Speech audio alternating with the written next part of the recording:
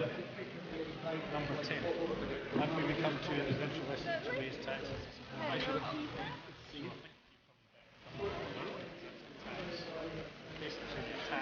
We've got already 12 questions.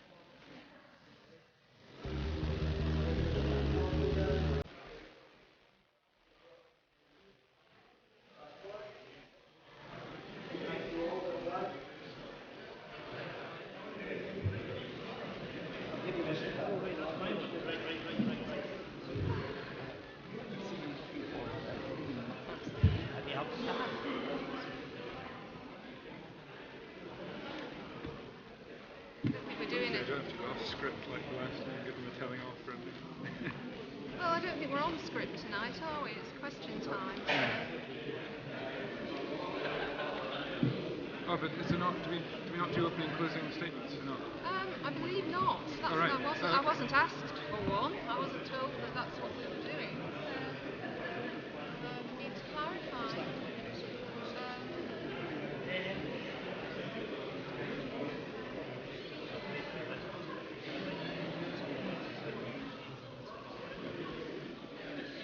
Check that, really. Well, it said it was a question time format, and it didn't ask for anything specific, and there would be a series of questions that have been sent in beforehand. No, that's right. So,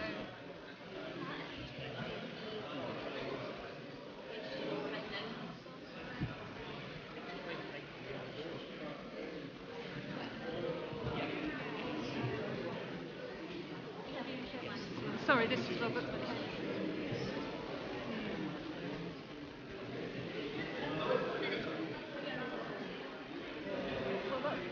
That's what I was saying. Please get them to understand that, including stress. I had a team down here today, and they've been out in the rain and everything. Come along tonight. Duncan, who is our party chair, gets very stressed, and he's going to, I can feel the way he's coming across. Is that him sitting? Yeah, and he will leave in the middle because he wants to go home. So why he's not sitting to the back with my other person who's been here all day and still wants to leave early and go home, I don't know. That's the way it is. It looks like Ronnie Colt is not coming, although he said he was this morning. Oh no, he is here. Is he? Oh. That's it. That's him there. That's Ronnie the Croft. Oh. Fair enough. I wonder who that was. Oh, he had to get some his hearing aid in, so it looks like somebody's done it now. He was asking me, I don't want to be accused of sabotage. No, absolutely not.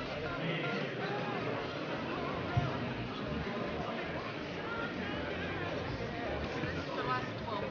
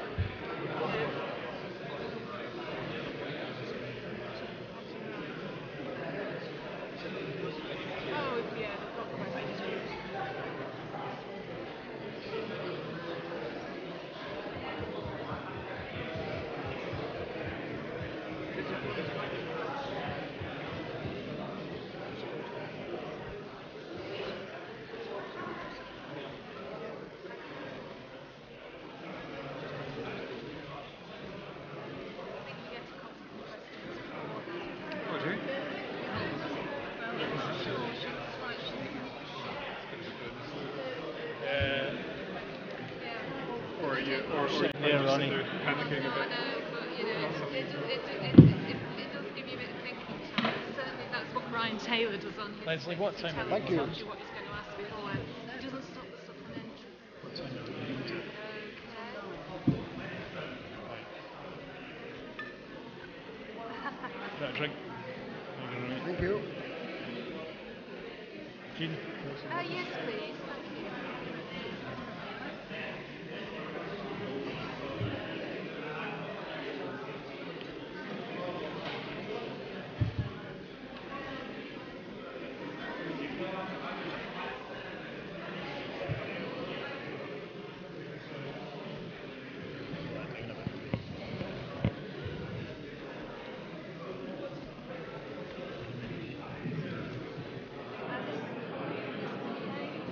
First one in this format, though.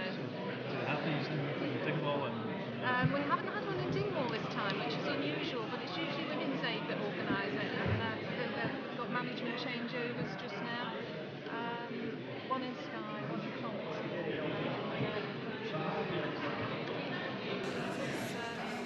Interesting, different cross-section, but the others are slightly different formatting. It's been 5-minute presentation and then questions, and each person answers questions individually. So, we'll have to see. Gosh, we've got plenty to get on. Yeah, I'm not sure if we're going to get to. We're doing them in the order Well, I've noted got anyway. basically got 100 minutes, haven't I?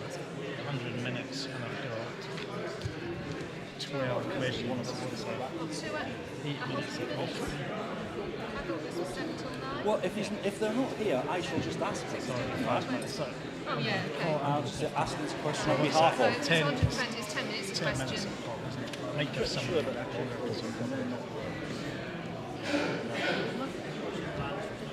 Well, I can't imagine that people put in a question and then not come, but, you know, maybe stuff's happened.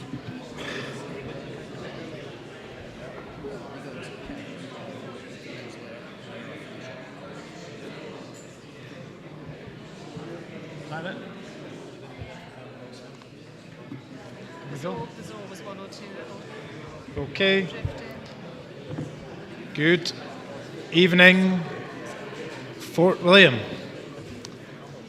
This is the point that you stop talking. Good evening, everybody. Welcome to, thank you very much.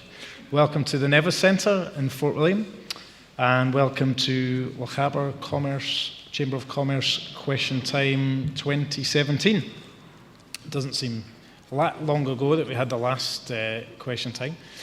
So this event is brought to you by Lochaber Chamber of Commerce. For those who don't know me or the Chamber of Commerce, my name is Bruno Berardelli. I'm the chairman of the Chamber of Commerce. We are an organisation who represent business and charitable groups and third sector organisations throughout the area of Lochaber. We have 220 members. Our other activities include, so apart from the representation of all the businesses, we actually manage the local destination brand of outdoor capital of the UK, as we like to call ourselves in Lochaber. And we also manage developing young workforce programme, which was instigated by the Scottish Government. So there's quite a lot of facets to the Chamber of Commerce. I won't explain them all tonight, but feel free to have a look at our website and see what we've been up to. So, this is a question time format for the Westminster election of 2017. So I'm going to introduce the candidates in a second, but just a bit about the format. So I've got 12 questions. We're going to go from 7 o'clock till 9 o'clock. So it's roughly about 10 minutes a question. Not sure if we're going to get through everything. We are trying to stick with UK matters and try and not cover reserve matters because, believe me, it gets very confusing, and I'm probably the first one that's going to get confused.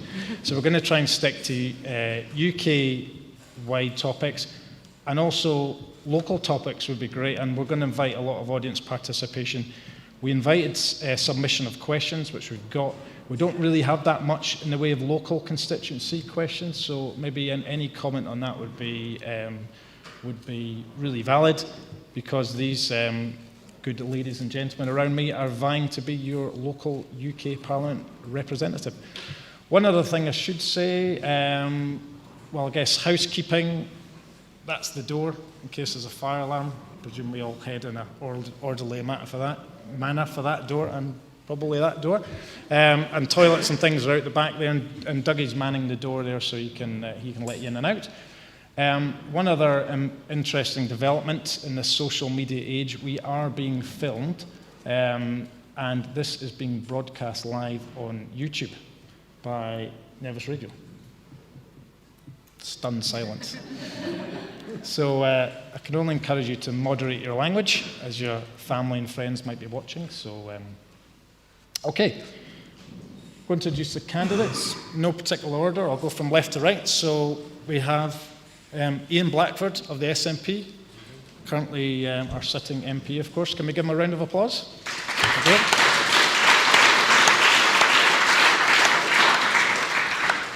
We have Peter Donnelly representing the Labour Party.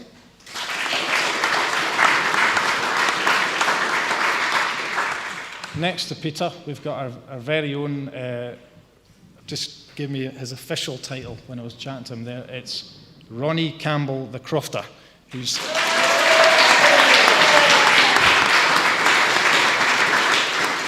so Ronnie's telling me this year he's allowed to put Ronnie Campbell the Crofter on the ballot paper. Is that right, Ronnie? That's right, yeah. Whereas this last time he was only allowed to write Ronnie Campbell. So there you go, change in policy somewhere.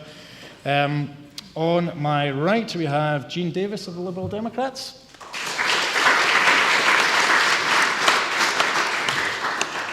And on the right, I guess, we have Robert Mackenzie from the Conservative and Unionist Party.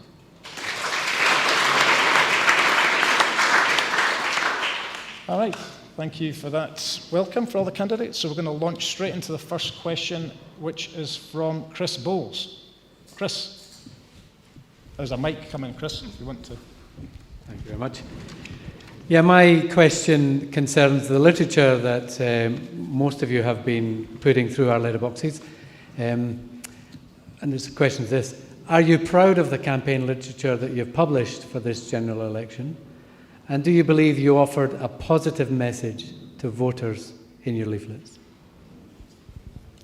Thanks, Chris. Ian, do you want to kick off on that one? Yes, thank you very much for that. I have to say that I am proud of the message that I have delivered with my leaflets over the course of the last few weeks. I happen to carry with me my election address that I have here.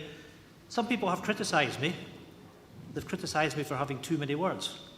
Actually, I make no apology for that, because what I wanted to do was to give the electorate an idea of what I've been doing over the course of the last 2 years when I've been privileged enough to be your Member of Parliament, what I've been speaking up on, but also to talk about the issues that I want to lead for on your behalf if I'm privileged enough to be your Member of Parliament as of this Thursday.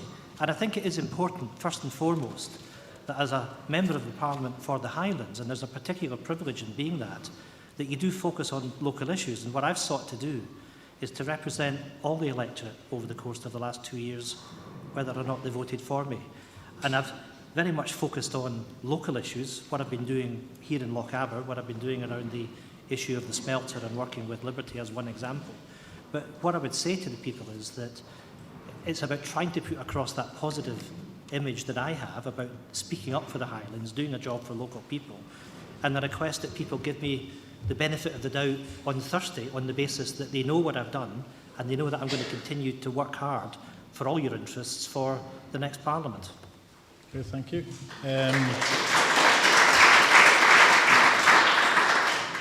Jean? Yes. First of all, yes, I am proud of my literature. And yes, I do think it gives a positive message for the future. I think it's very clear that I'm standing on 3 key areas as far as this election is concerned. One, I know people object to some extent, or some people do, which is the discussion about a second independence referendum.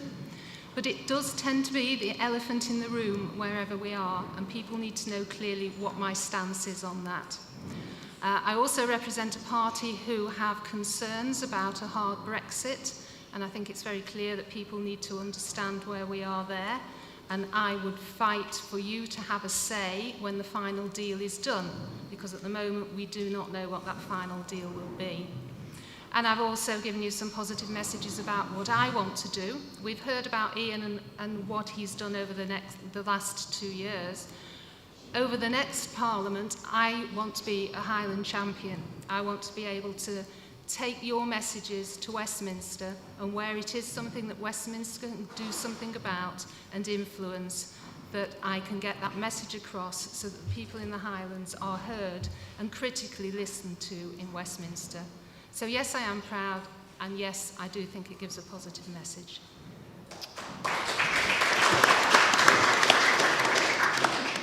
Robert, just on the same question, you're proud of your campaign literature?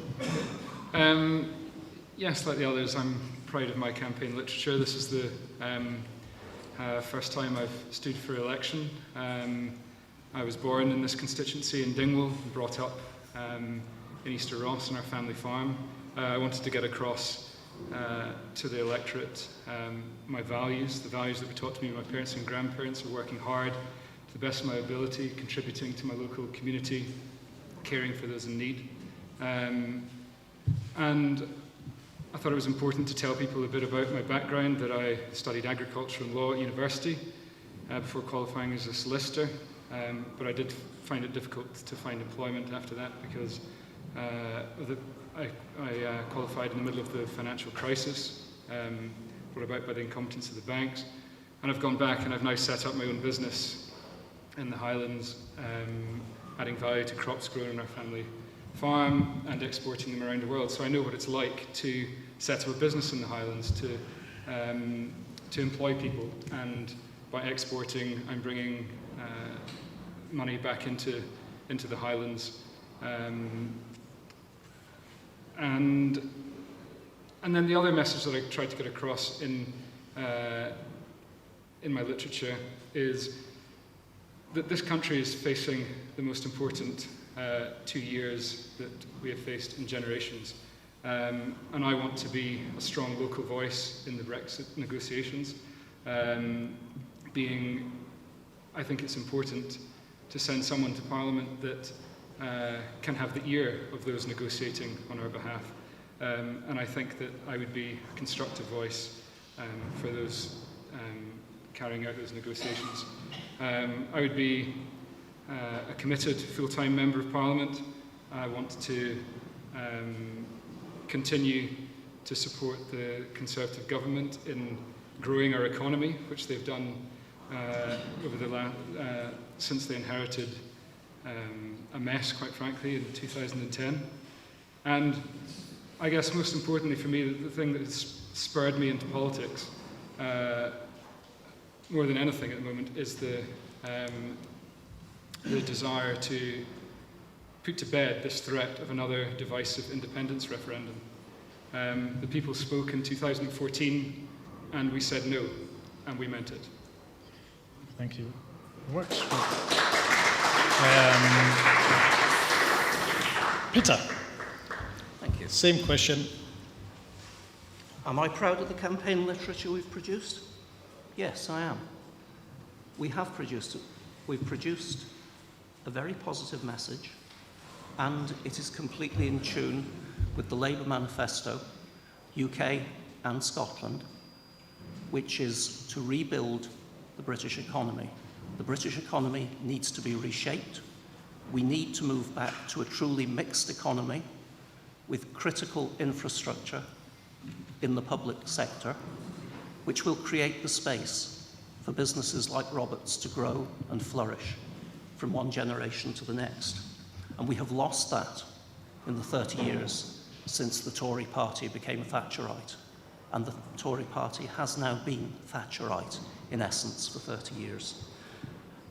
I think it's appropriate, too, to speak to the mess that was inherited in 2010. That mess was driven by a 30-year-long inflation in domestic property prices, which didn't just bring down the economy in this country, it brought it down in Ireland, in Spain, and in North America. We should not forget that. My impression of what the Tory government, or the Tory Lib Dem government, did in 2010, specifically the policies that George Osborne brought in, were to take the economy and try to fly it into the ground. Thanks, Peter. Ronnie, campaign literature. Thank you. My mother was born in Fort William. My father was born in Roybridge. The normal trend is people move from the country into the town. My mother did the opposite. She moved out to the country. So hence I was born in Bohampton, and I was born into Crofting Township. Crofting Township can be a very interesting place. It's a bit like the West Bank sometimes. There are huge factions and they'll argue. There was an old man went to Glasgow in hospital. A young girl went to Glasgow and she went to visit him. And she said, "What's doing in Bohampton?" "Oh," he said, "they're just as they always were, murdering and killing each other." So that's Crofting, but you can get the better of that. There's peace and reconciliation can be got in Crofting as well.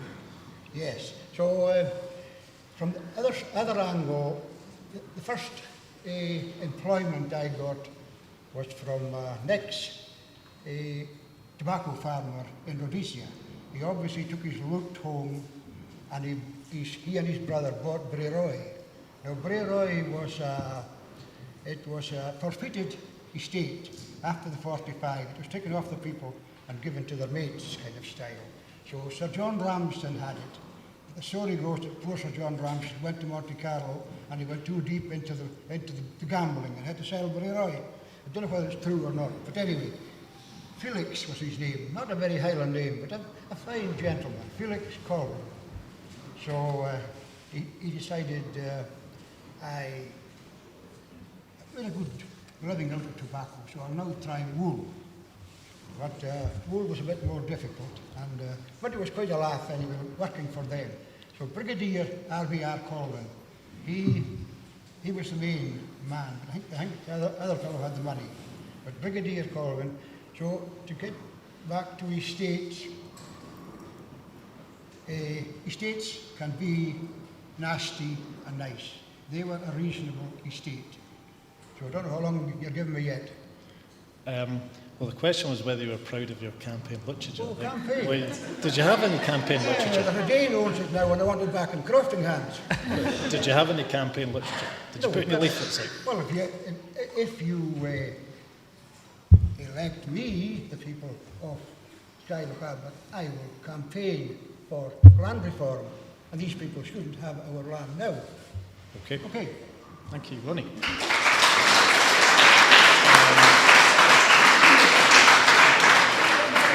I'm going to move on to the next question in a moment.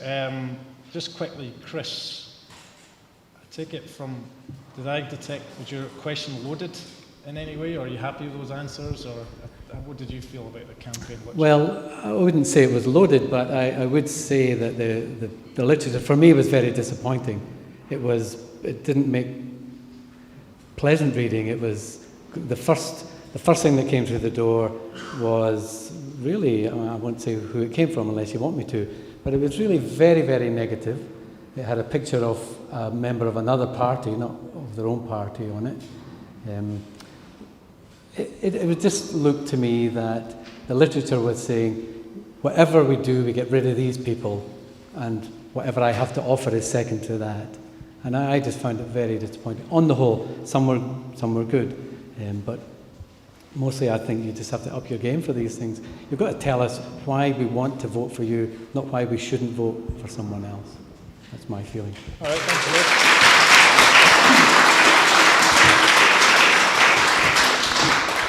Can I just check, can everyone hear okay over the noise of the rolling and other backgrounds, yeah? Okay, next question is actually from Dougie. up the back there. So it's a double question. I've got Dougie, and then I'm going to ask Christine Hutchison to just ask her question straight away because it's a similar subject. So go for it, Dougie. Good evening, candidates. This isn't actually my question, it's a submitted question, but I get to read it out because they're not here. What bearing do you feel the result of the UK election will have on an Indy Ref 2? And Christine Hutchison? Thank you.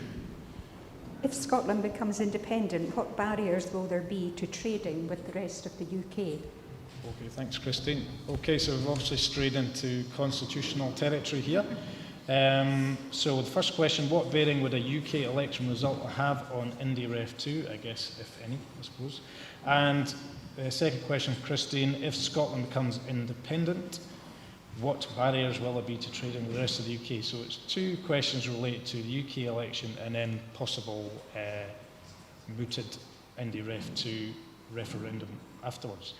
So, I'll go the other way around this time, Robert. Firstly, what bearing would a UK election result have on Indy Ref 2? Well, I hope to see a majority Conservative government return to Westminster.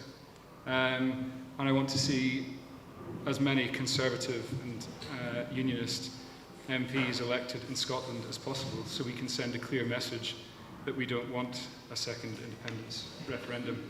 That has already been done in 2014 when we had a referendum on Scottish independence, and as I said before in the last question, the majority of people in Scotland voted to remain part of the United Kingdom. And I think this election will also show that the majority of people want to remain part of the United Kingdom.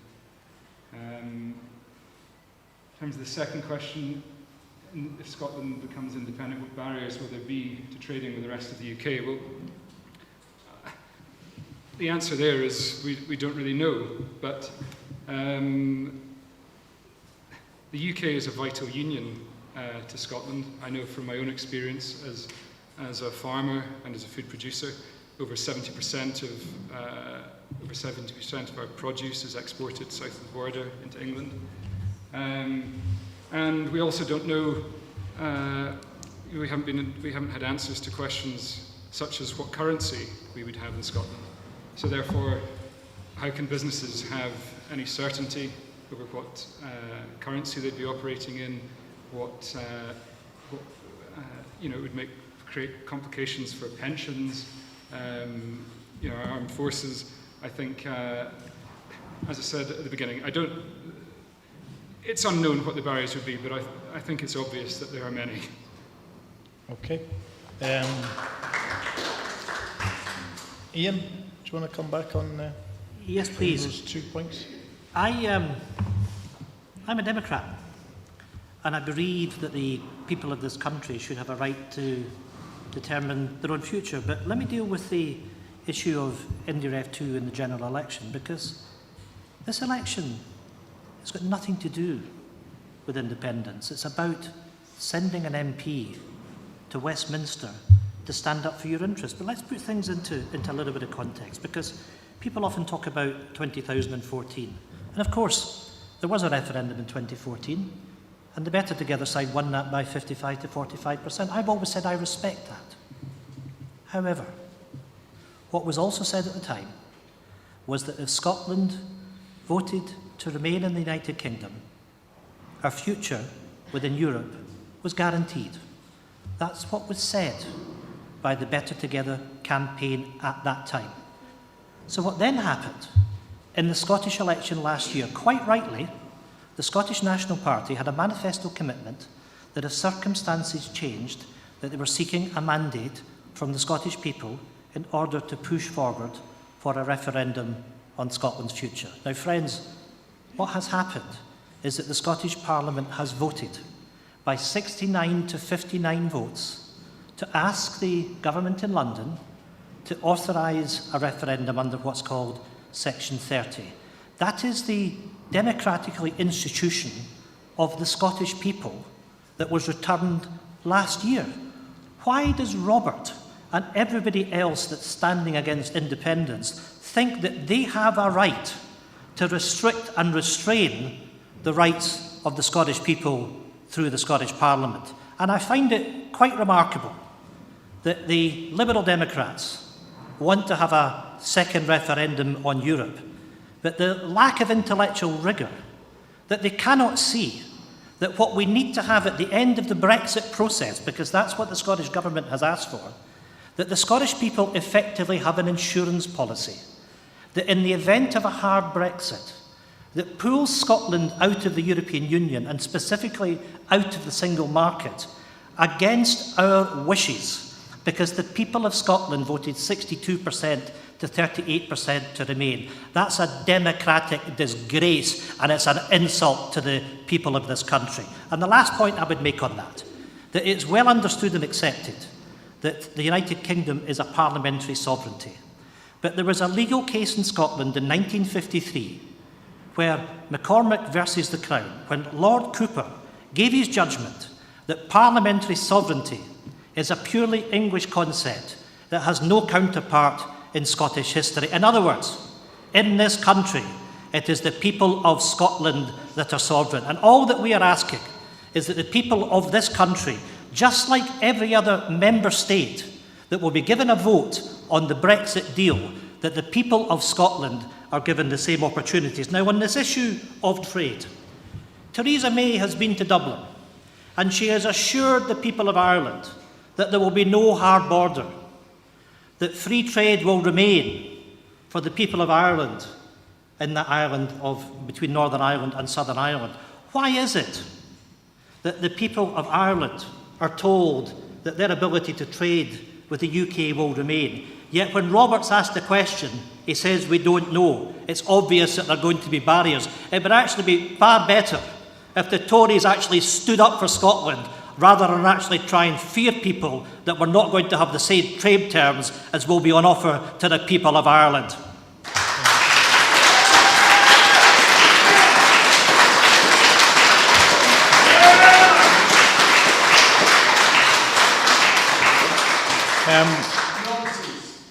I'll take points from the audience in a moment, because I see that's got the juices going.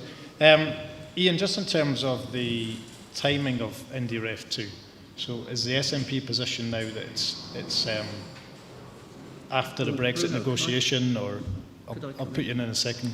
Yeah, Peter. just to be very brief on that, because obviously this is an issue for the Scottish Parliament and the Scottish Government, but when the Scottish Government asked for that mandate from the Scottish Parliament, it was on the basis that any referendum, if it does happen, will only happen after there's an agreement on Brexit. So it's very specifically that insurance policy that I talked about.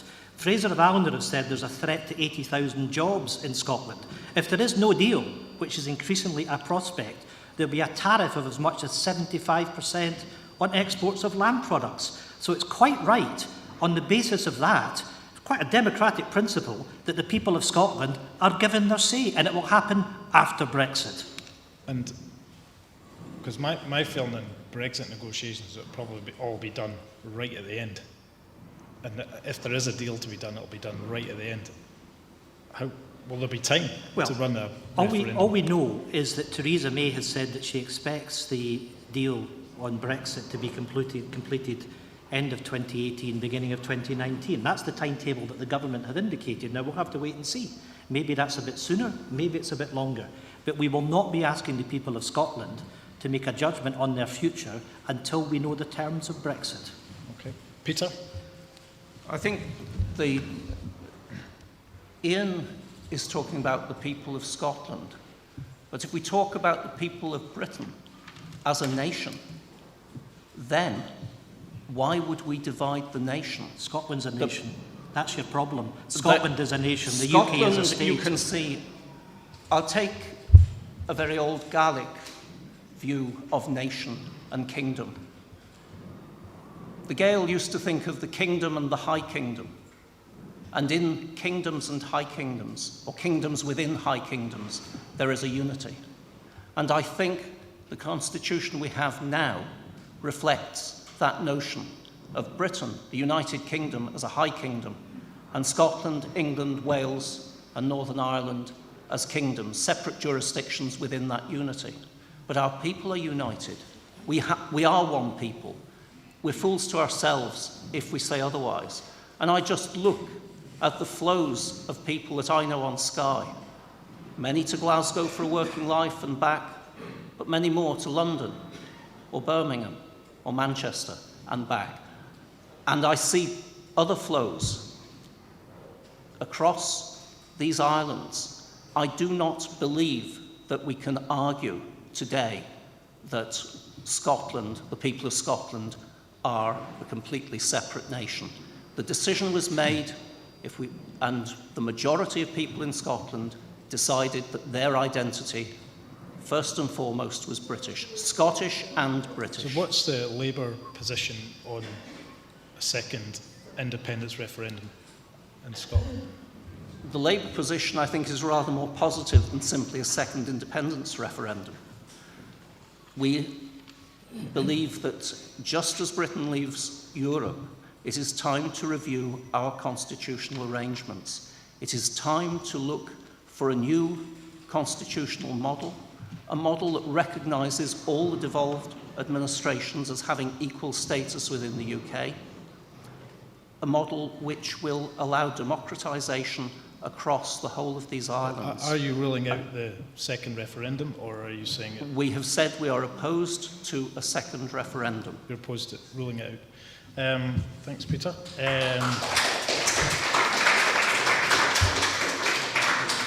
Jean, so the first question was in relation to the UK election. What bearing would that have, if any?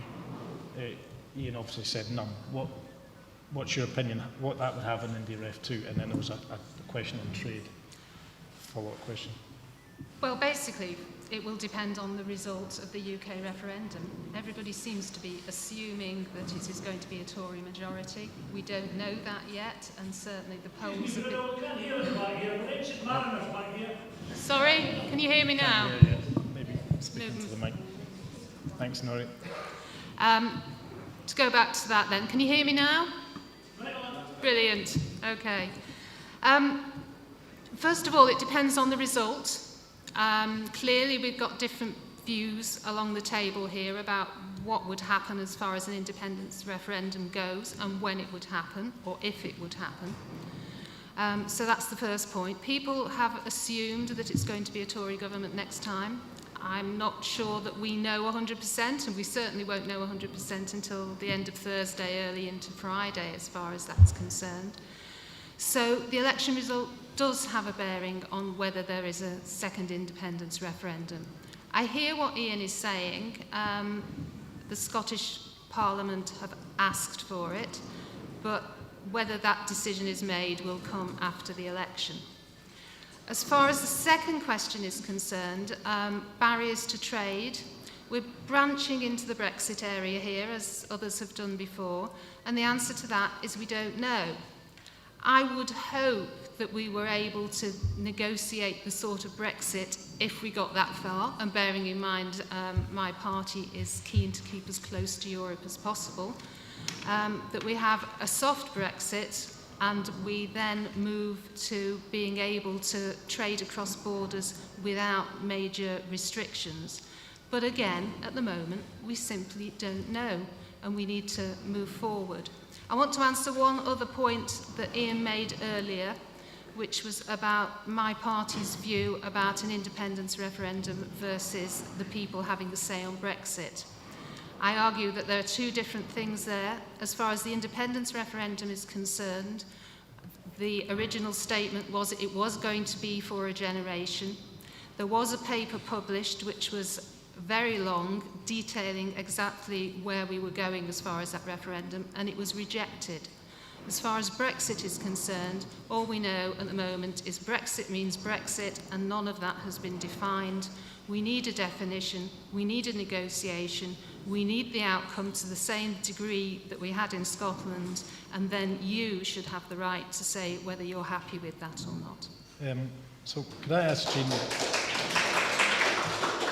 if the Lib Dem party were in control of the UK Parliament, and the Scottish Parliament have voted through an second independence referendum, would you allow that to happen, or would you deny the Well, our position at the moment is we're against a second referendum. However, the likelihood of us being the major party and in government is unlikely at this election.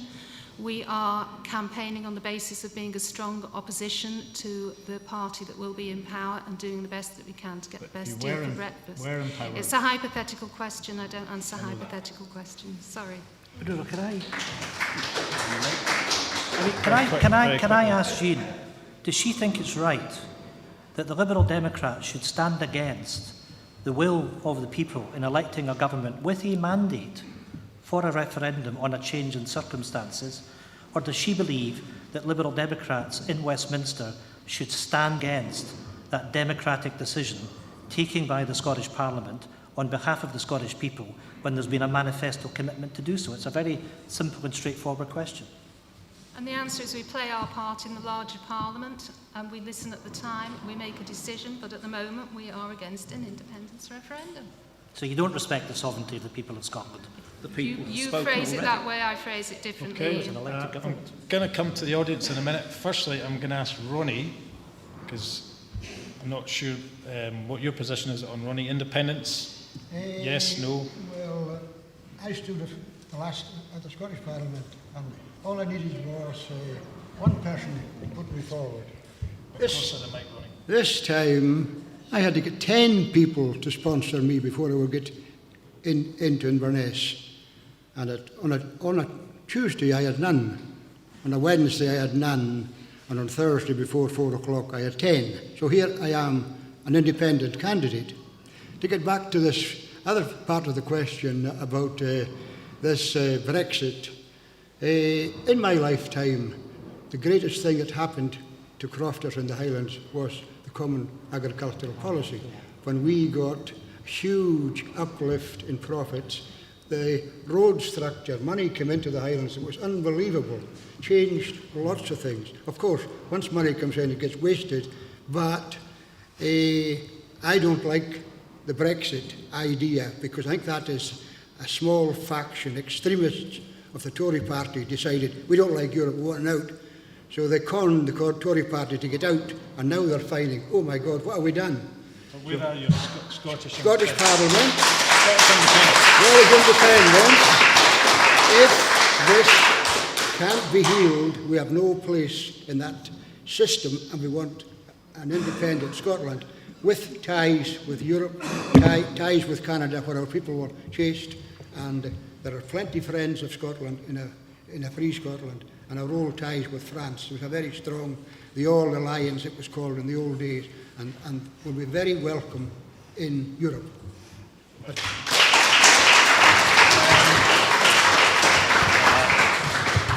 I'm going to apologise in advance because I've got a lot of questions and I haven't got that much time. So there's quite a few of you got questions here. I probably won't get through them all. But I'm just going to take a few questions from the floor. I think the gentleman had his hand up there. Yeah, I think it's been totally disingenuous because,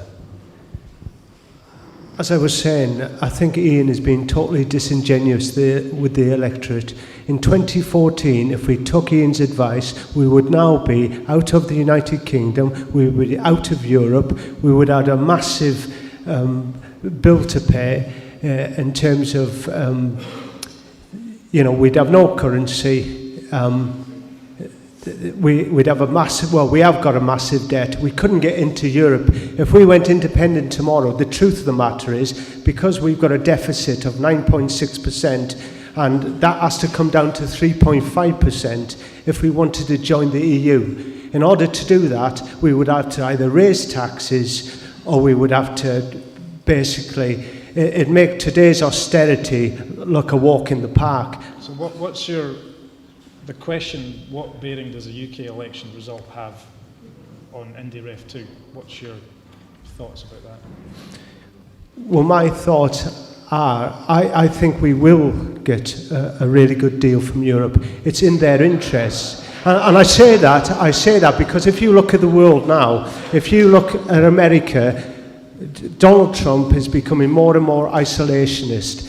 He's already told Mrs. Merkel that he is going to put barriers up for German exports. And if that's the case, it would be common sense that Germany is going to be squeezed. They've got a bigger they've got a bigger bill to pay in terms of EU membership because we're leaving. So it's common sense to me that they would want a good deal with the United Kingdom. They sell us a lot of produce, cars and the like. Come to Brexit in a minute. Yeah. So any other points on from the floor on Indie Ref 2? Up the back. Up the back to get. Hi, it's just a point that with regards to the independence referendum 2014, there was a vow made by the unionist parties. That vow has failed to deliver. We were promised things, we've not been given them. The referendum was a sham, and Scotland should have the right to actually ask again. Can I just come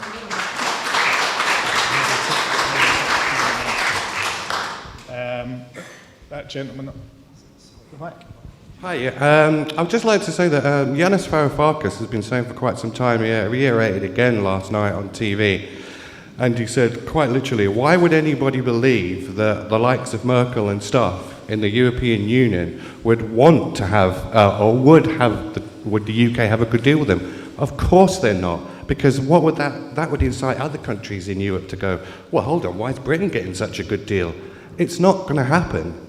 Europe has the most leverage in this deal, and you have to go and find that out for yourself, because if you believe otherwise, then... Okay.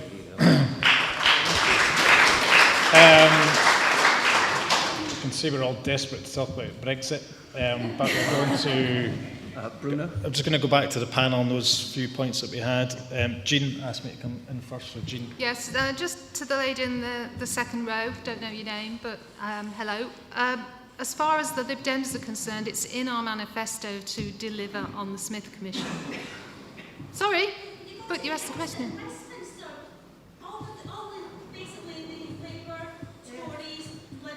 Well, it's in our manifesto to deliver in full.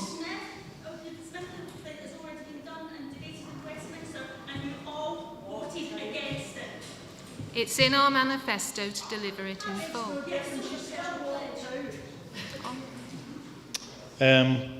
Peter? On Brexit? No, not Brexit, please. We'll come on to that next. Just on the points about Indie Ref 2 that we had. And, well, I guess you could answer... The gentleman over there was... Yeah, we'll do that in a minute. Okay. I guess you could answer this lady's question about the Smith Commission and the Labour position on the... Well, it's my view that the Tories have done more than anything to try to break up the union. The last thing that a party should have done after marginally winning the referendum in 14, in 14 the Scottish people did vote to remain part of the UK.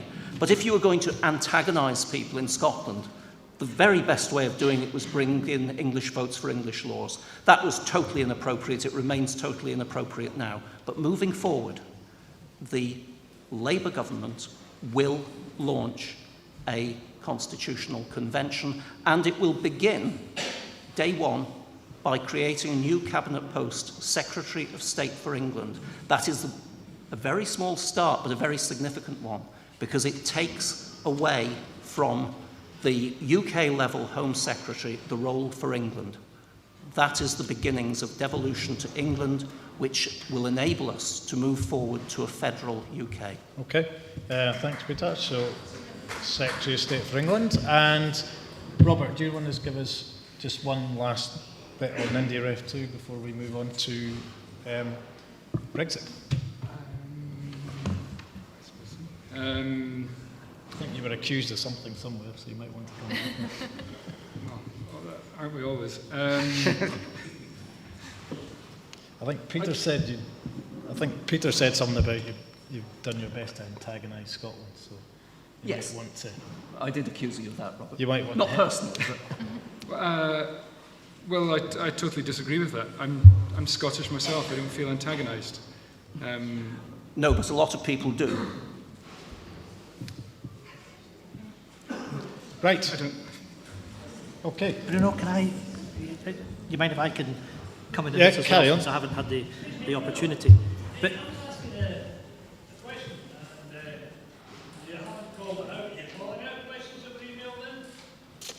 I've got 12 questions, Norrie. I'm on question 2. So we're going to 9 o'clock. So But just to answer we might have to have a follow-on. Sorry, Ian, you carry the on. specific points about the vow. You know, before the referendum in 2014, it's a pity that we're going back to that. But Gordon Brown, speaking on behalf of the 3 unionist parties, said a couple of things. He said that we were going to get home rule in the spirit of Keir Hardie, that we're going to get as close to federalism as we could. And when the Scotland Bill was going through Parliament, the SNP put down constructive amendments to make sure that we got that powerhouse Parliament that we were promised. Every single unionist party went through the lobby to vote down each and every one of those amendments. We have faced a Tory government that has attacked the poor and the vulnerable in our society, yet we're left with control over 15% of welfare in Scotland. I want to make sure that we protect the young, that we protect our pensioners that are under attack, and we haven't got the powers quite simply because they failed to deliver on what they promised the people of Scotland. Now, specifically on evil. What a word, evil.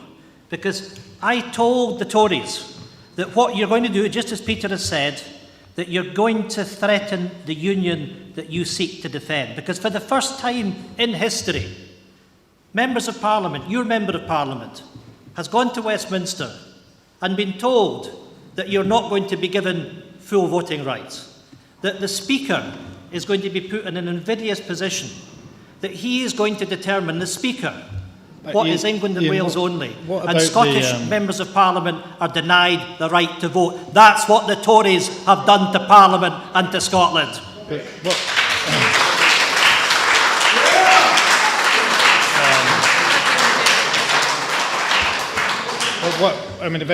We're going to move on to... The SNP representative has been allowed disproportionate amount of time to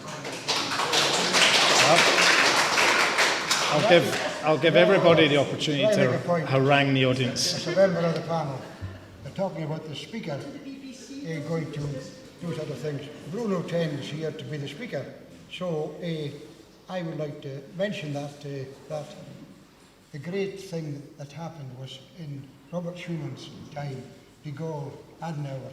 They wanted a united Europe, and that was a lot of the Southern English didn't like a united Europe, and they wanted to come out because it was stuck in their throats. That's my aspect on that part of it. Okay? Right. I'm going to talk about Brexit now. A nice little follow-on to independence, more constitutional wrangling. So we've got a question on Brexit. I'm going to have to start moving this along a bit quicker, so if I can ask people from the panel to sort of use brevity. Otherwise, we're going to be here all night. So, David Exeter is in the audience. David Exeter is not in the audience, so I'm going to read out his question. Or Leslie, do you want to read out his question?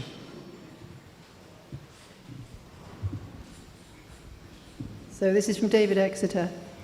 How do you address the aspirations of your party supporters who have an alternative view on Brexit?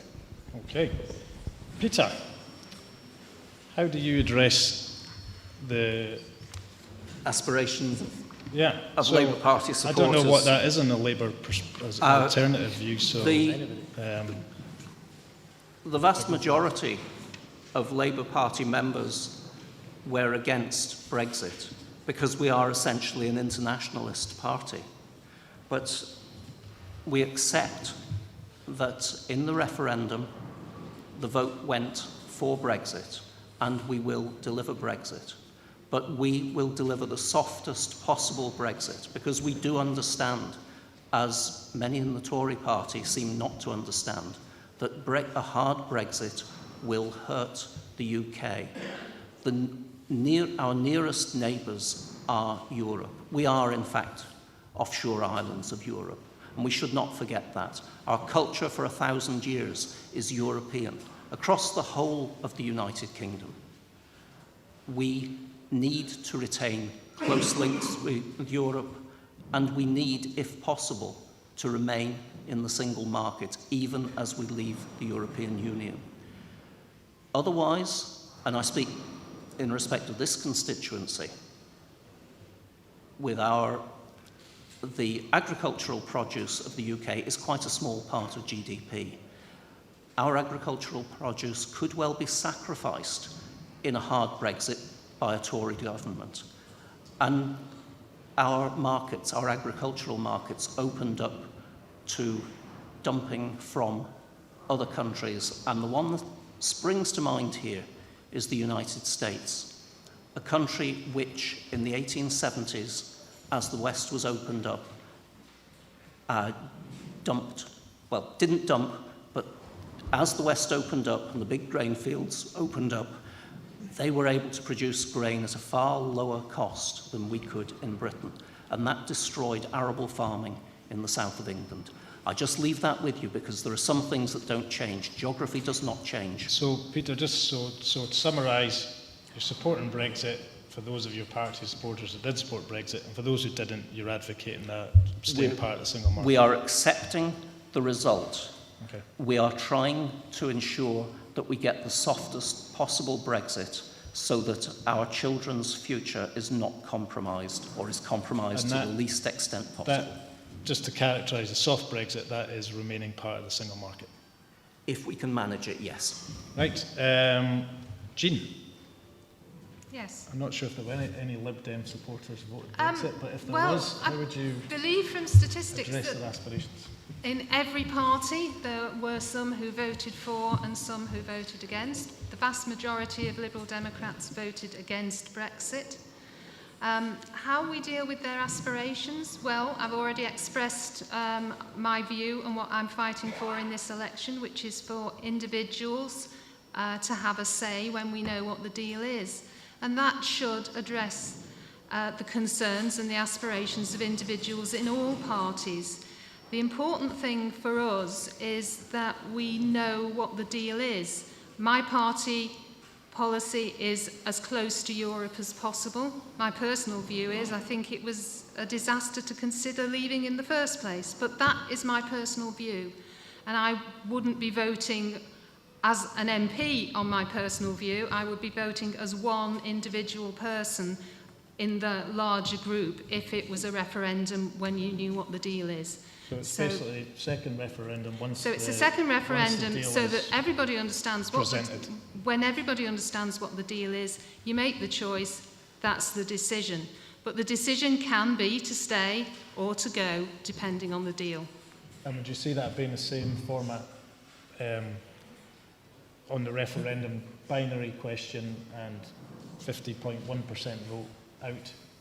I would continue to see it as a binary question, but it would be a different binary question. The Theresa May version of where we are is deal or no deal, i.e. deal, we do the deal with Europe, no deal, it's a hard Brexit. My version would be deal or no deal, we have a deal with Europe, or we stay in Europe. It's very different.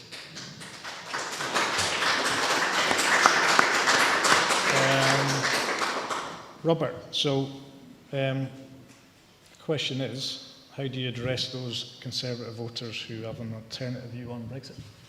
Yeah, well, as with other parties, there were different viewpoints in the Conservative Party as well. But the party as a whole has accepted the democratic decision that was taken last year by the majority of people in the United Kingdom to leave the European Union. And although the detail isn't in the public domain, because as many of you here who are business people, I'm sure will know, you keep your cards close to your chest when you're negotiating a deal, and that's what the government's doing. But we do have a plan. The plan is to ensure certainty and clarity, to take control of our laws. And to make sure that when we do take back control, that we do it in a way that helps unify the United Kingdom.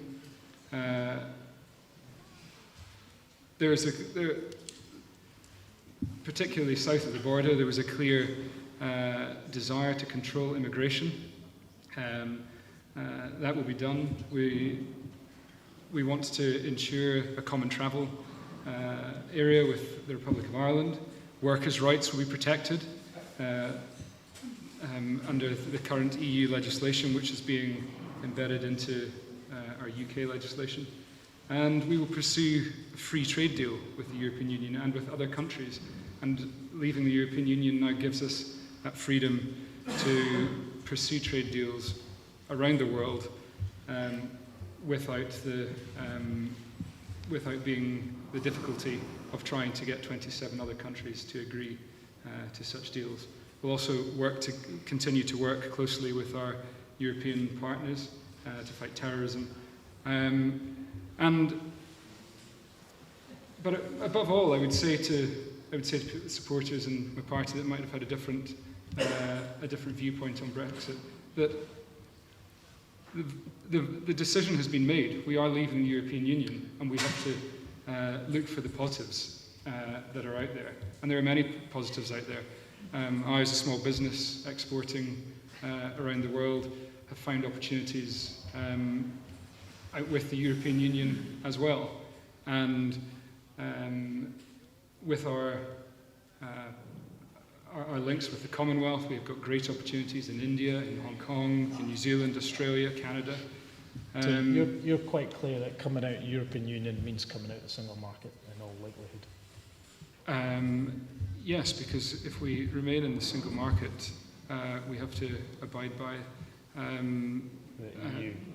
the EU rules, with such as free movement, and it was clear that the majority of people didn't want that anymore. All right, thanks, Robert. I'm going to take, before I come to Ronnie and Ian, I'm going to take a couple of comments from the audience. We've got this lady at the front. It sounds silly, but could I ask you, what is a deal? Now, a deal, you get something, but you've got to give something. So what is the deal? We all know what you want, but what for the deal has to be given up? I mean, what is a deal? Dodgy deal. What's a deal? What's your definition? Robert, what's a deal? I would say a deal is coming to agreement that both parties are happy with. So it might be that there are no tariffs placed on us exporting lamb into France, and we don't place tariffs on the importation of Volkswagen vehicles from Germany. It's a deal is getting something that suits both parties. Any other comments from the audience before we move? Can I have a quick comment on that? You're talking about a differentiated deal. I believe that that's actually been knocked back already as a differentiated deal, and that there will not be different sectors allowed to have a different deal as part of the EU agreement. So are you saying that's not correct? That different sectors and different industries will get a different deal? Because I believe that's not the case. Yeah, well, I was just giving it as an example. I wasn't actually saying that different industries would get their individual. Any others on Brexit before we move on to the last two? Norrie up the back. Yeah, Robert, do you realise, and your party just do I need that? Do you realise just how many people from Europe come to this country? Do you realise what tourism means to this economy? It's bigger than oil. Well, this is what Visit Scotland tell us. Do you realise that these people might get turned off? I'm in the hospitality business. 95% of my business weekly is from Europe. Why would I say to these people, get lost? Why would I say to these people, I don't want you no more? Right, do you realise how important Europe is to Scotland? And do you think they're being put off at the moment? I absolutely see how important European tourists are to Scotland. I don't think I'm suggested for a moment that they're not, and I don't think I suggested for a moment that people should push off. I think it's vitally important that we encourage more tourism in this country, and particularly in this constituency. And I think when I say, look for opportunities where there are, look at the growth in tourism there's been as a result of a weakened pound. If you listen to some of the news broadcasts, you'd think that a weaker pound is an absolute disaster, but actually it's great for exporting products abroad, and it's great for bringing people into this country to spend their money here. Okay, I'm going to go back to the panel.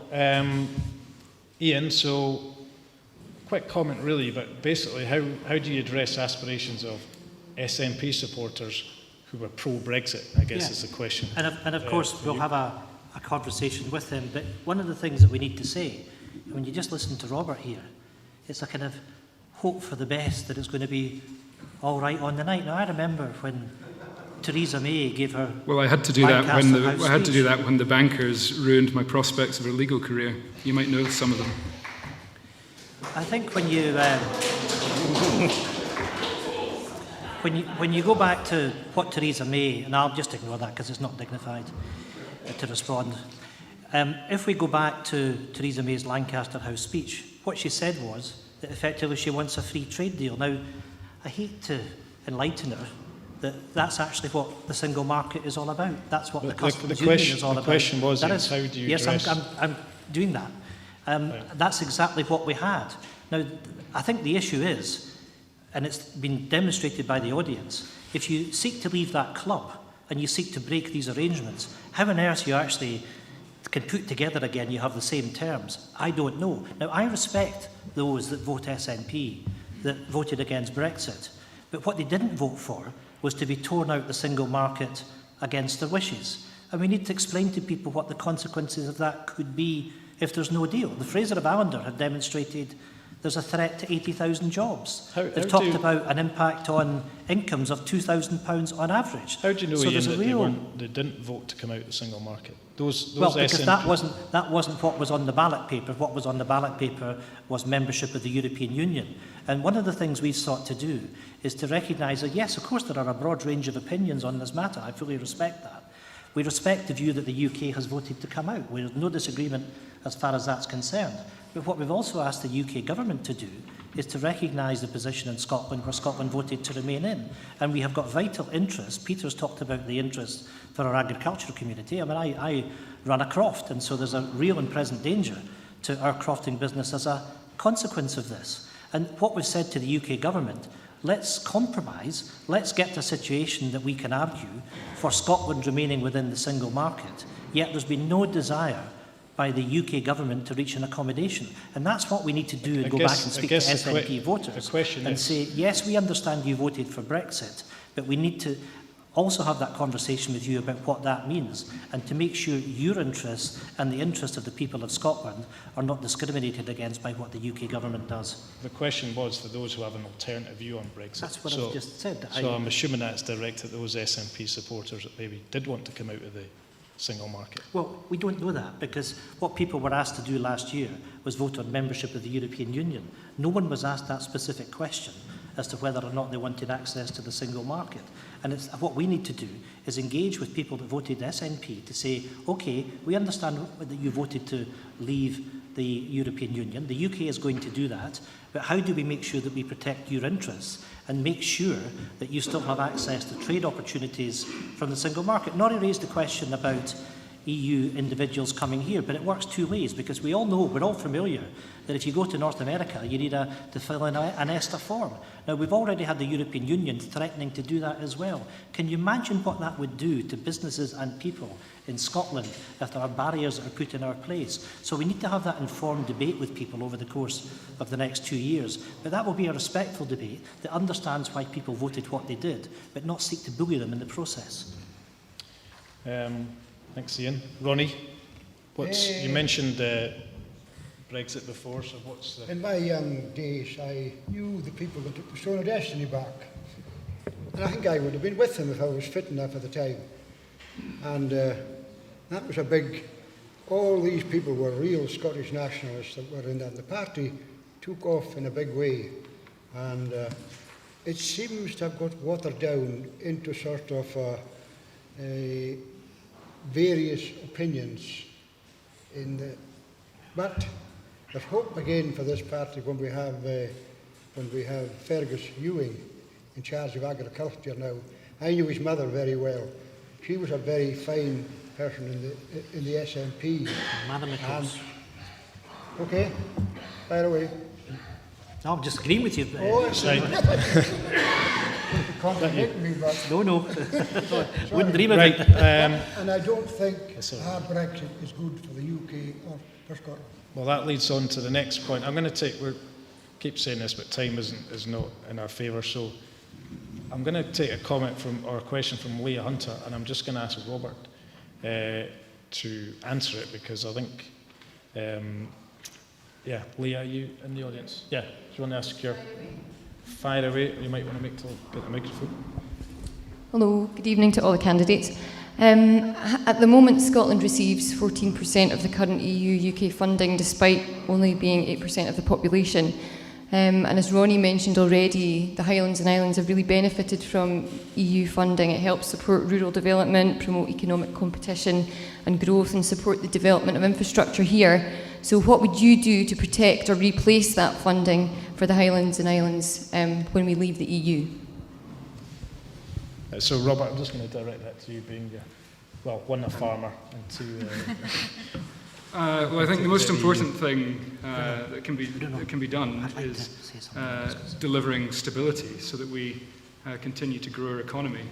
And I believe that only the Conservative government can do that as a result of this election.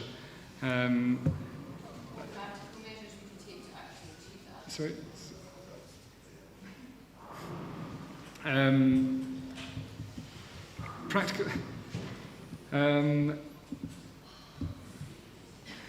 Practical measures for achieving that will involve creating an environment for business to flourish. Trying to keep stability. We don't want there to be chaos in this negotiation. I think, coming back to your original question about the funding that we receive, you've got to remember that the money that is going to Europe at the moment is actually our money. So I personally would be standing up as a strong voice for the people of this constituency to try and make sure that we keep that funding coming to this region. I think, for example, with farming, we've guaranteed that farm payments will continue until the end of the Parliament as one way of protecting farmers and crofters. The government is committed has an industrial strategy with a target for investment in research and development over the next decade of 2.4% in GDP. And we've also, things that through the block grant over the last 12 months, we've increased funding to Scotland of over 1 billion, while cuts have been made of 2.4% in real terms in Scotland. So, I think the block grant over time in the last few years has been reduced, so that's not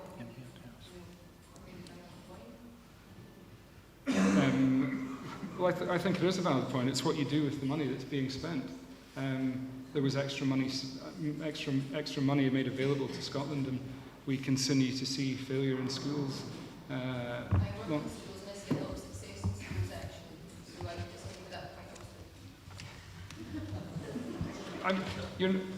obviously you two are obviously not in agreement. I'm not going to criticise all schools and all teachers, but we can't deny the fact that the Scottish Government's own statistics have recently shown that those who are functionally illiterate in our secondary schools has doubled from 6%, or more than doubled from 6% to 17%. Right. So I'm not wanting to get out of... We've gone out with UK matters here, so Matt Shiggin, I'm just going to keep moving, Ian, because we're... I'd quite like to, because this is actually really important, and it's an issue that's in my manifesto and my leaflet. One of the things which is really important is that the European Union recognised the low level of support to Scottish crofters and farmers. And at every single Hustings meeting I've raised this issue, that the European Union is giving 233 million euros, about 190 million pounds. And it's done on the basis that 86% of that funding should be coming to Scottish crofters and farmers.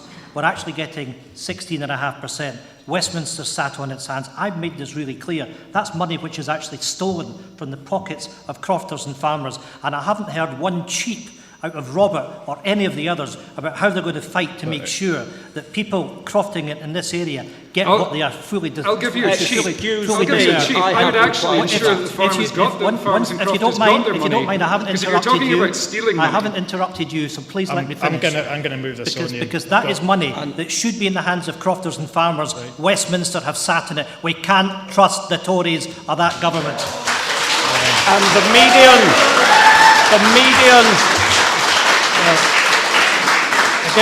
median size of agricultural holding, the medium size of crofts is 2 hectares.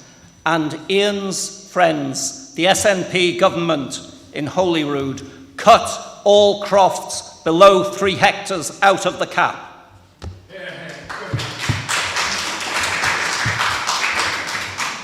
And you failed to address the fact that your colleagues in Holyrood have made an absolute shambles of actually delivering the money to the crofters and the farmers.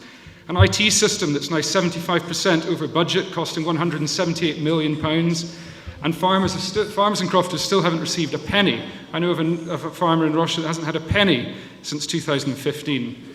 I think it's only fair, being we're talking about crofting, that we should... Thank you. If there's any moment to bring in Ronnie the crofter, this is the moment. Come on, Ronnie. I was one of the founder members of the Single Crofters Union until it was watered down by the Federation. Now, suddenly, a lot of crofters decided, we'll join the wing of the Farmers Union. What will they get? Crumbs that fall from the rich farmer's table. And tomorrow, they are having a road show in Skye, if you like. So I am going to Skye tomorrow to put my case to get back into the Single Crofters Union, and don't be conned by this crumbs. Thanks, Ronnie. We're going to move on very quickly into... Bruno, should I just point out that Excuse me, everybody else has had a word. I'm going to have to let Jean in, and then we're going to move on to defence in a minute. Sorry. Thank you, Bruno, but I did point out that let's be fair about this. If everybody else speaks on every question, I think we should all speak on the question. As far as the original question is concerned, I think there's a point that we need to make as far as the agricultural industry is concerned, and particularly the maintenance of the 16%. We have been asking in the Liberal Democrats in Scotland for some time for the Scottish Government to address this, and we want to look at post-2020 a bespoke solution for Scotland, so that if we are out of the EU and we're losing the cap payments, we need to work with the government and with others to make sure that local farmers and crofters maintain that money. We have been asking for this, a continuing meeting and a commission with various experts, and it has fallen on deaf ears. I just want to make sure everybody's aware of that too. Thank you. Thanks, Jean.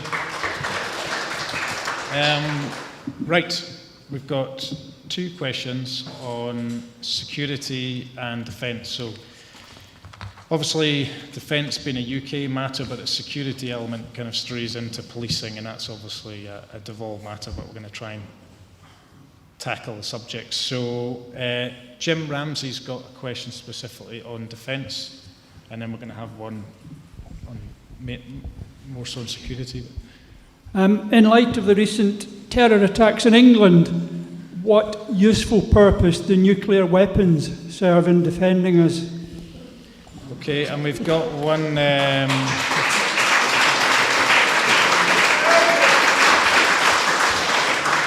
We've got one specific one on security. Leslie, can you read that out from the email? So, given recent terrorist attacks here in the UK and the controversy surrounding armed police in Inverness, what levels of protection do the panel believe that people in rural areas such as the Highlands should have? So, so two sort of linking questions about defence, really, and obviously the policing element is devolved, but there's a question there about what level of protection are areas such as the Highlands going to be looking for, and what the people are looking for, given the recent terrible events in Manchester and London. Jean, would you like to start on that? The two things do very much go together, and I just want to first of all say something extremely positive about the police and the way they dealt with the events, both in Manchester and more recently in London. I have a personal interest as far as Manchester's concerned, because that event was held very closely to where my family originally came from, and I did have a worrying few hours until I made contact with my cousins to make sure everybody was all right. So it is personal to me. As far as, to go back to the first question first, the nuclear weapons question, our policies, we actually need to move down the step ladder as far as nuclear weapons is concerned. We're not supportive of the full Trident situation, but we are talking about multilateral disarmament, so it's not an all or none. And we also have to consider the economic impact in certain areas of the Highlands and Islands as well. As far as the police are concerned, police have been cut. We've talked about devolved versus Westminster matters, but the message seems to be the same throughout the country. We have less police than we have had before, and I think we need. Not in Scotland. Well, if you compare the employees in general, the police constables and people in uniform, maybe, but overall the numbers of staff in the police service have reduced. However, let me continue to answer the question, which was about what we should do as far as the Highlands are concerned. I think the numbers in the Highlands mean that we don't have the good service within our local communities that we had before. In my previous ward as a Highland councillor, there were maybe 3 police on duty at any one time. They couldn't cover everything that they need to do in terms of working with local communities. And one of the things that's really important as far as the terrorist situation is that the police know their local communities. They identify people who might be radicalised. We talk about prevent. We actually go further than prevent in my party, and we talk about engaging the communities, engaging them in the communities in a way that they will give us information. And actually, we should be doing that in the Highlands as well. What about the specific point, Jean, about armed police in the Highlands? Do you think we should have more armed police in the Highlands? I think the armed police are probably at about the right level at the moment for this particular area. We do need to have them available. I'm not sure that we need them standing outside Inverness Station on the front page of the papers. I think we need them where they need to be when there are issues and easily able to respond, as the police were in London. But obviously there are a lot more people in London. There is a higher risk in London, and that was the difference. Okay. Peter? I'll take the question about nuclear weapons first, in particular Trident. When Trident was produced in the first instance, Trident was a submarine-launched system which replaced silo-launched systems. The great advantage of the submarine was that it was untraceable. But we are now in a position where it appears that submarines will be traceable within a couple of years or maybe a matter of months, because what's called the fossil wake is now detectable by satellite. Once you have that, you have the possibility of depth charging a nuclear submarine, maybe with a nuclear depth charge. And at that point, you can forget Trident as being worth renewing altogether. It is Labour policy to try to achieve multilateral nuclear disarmament in the long run. And the answer is nuclear weapons simply do not provide any defence against the sort of terrorist attacks that we are seeing, terrorist attacks that, without being alarmist, are going to continue until such time as we manage to build a peace within our society, a kind of peace that we do not have at the moment. In respect of armed police do not make for a more secure country. Community policing does, and that requires, and I agree with Jean on this, we do need an adequate number of police to be able not just to do the crime stuff. We need engagement of the police with society, and we have lost that in recent years. In terms of armed response in the Highlands, I'm aware that for very many years now, all police cars in the Highlands actually are armed response vehicles. They have effectively gun cabinets in the boot. And the reason for that is that in such a wide area, we could never have any armed response any other way. That did not require us, however, to put cops with guns on the streets of Inverness. I don't think that's appropriate. It wasn't, and it isn't.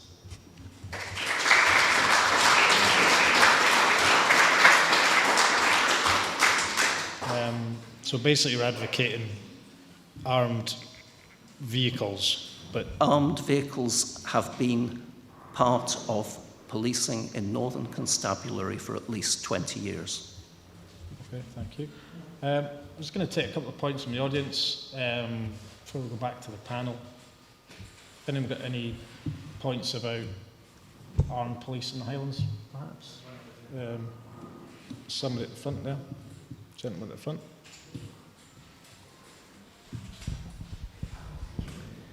Yeah, I think pretty much Peter has the balance right in terms of armed police, particularly in this area. I suppose regarding nuclear weapons, one assumes that we all have insurance policies, and I'm not an advocate of nuclear weapons, but until we can achieve multilateral nuclear disarmament, if you look at Ukraine when it was invaded, they had an agreement that Russia would respect their integrity and they would relinquish their nuclear weapons. Ukraine did relinquish their nuclear weapons in 1991, and we all know the outcome of what happened recently, that Crimea has been annexed by a nuclear power, namely Russia. So I think whilst I would say that getting rid of nuclear weapons is a great idea, but I don't think we should entertain the idea unilaterally, and that's my view. Okay. Ian, you'll have an opposing view to that, I think, and your opinion on the let me take the police one Highlands. first, and I'm sure everybody would want to express deepest sympathy and prayers with all those that have been affected by the recent terrorist incidents, and it's important that we can work across parties as far as is possible in order to make sure that we deal with the threats that we face, and indeed the governments in London and Edinburgh do work together on those matters. But you know, there's been a lot of talk about police numbers, and I am proud that the Scottish Government has increased police numbers by 1,000 over the course of the last 10 years, and it's in marked contrast to what has happened south of the border, where police numbers have been cut by 19,000, much of it actually when the Liberal Democrats were in coalition with the Conservatives. And I think that's the reason why Police Scotland did not request additional support from the military when the threat level was increased. But it was necessary to do that south of the borders because of the stretch on the operational resources. So do you believe we've got sufficient cover in rural areas? Well, I'm just going to move on to that because I think things have changed. And of course, we also know that the terrorist threat has been felt here by extension because of the sad loss of Ailey MacLeod, and I know many people in Lochaber are associated with that family. But we also had a situation, albeit it was one of perhaps not seen as a serious incident, but an alleged firearm that was in Fort William just a couple of weeks ago. And we do need to consider what is an appropriate response. And I'm aware that there are discussions which are going on between Police Scotland and the Scottish Government about what is the acceptable level of armed police. We all want to see police on our streets that are not carrying weapons. Nobody wants to see that.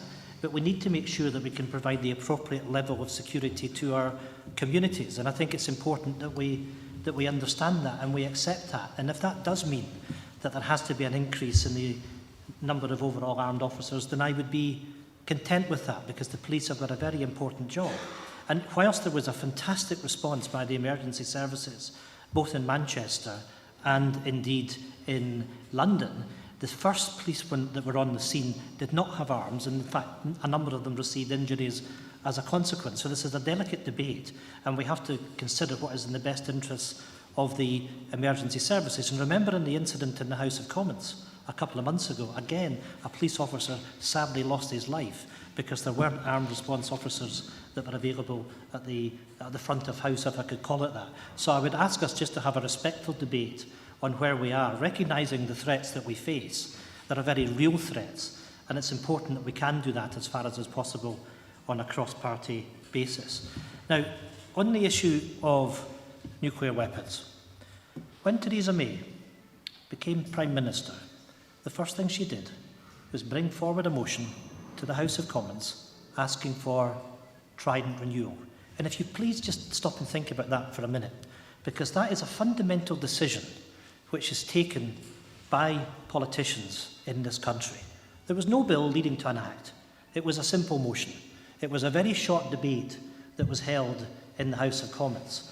Now, we don't know what the price tag of that will be, but a Conservative Member of Parliament who is informed on the matter stood up and asked the government to confirm if his estimate was correct, that this may cost as much as £205 billion over the lifetime of the project. And the government refused to give a response. And you know, I just reflect upon that, because when we see the cuts that are taking place to our social services in this country, and the Conservative government tells us, because of austerity, that we're all going to have to pay the price. And by the way, the cumulative cuts by the end of the next Parliament will be over £100 billion.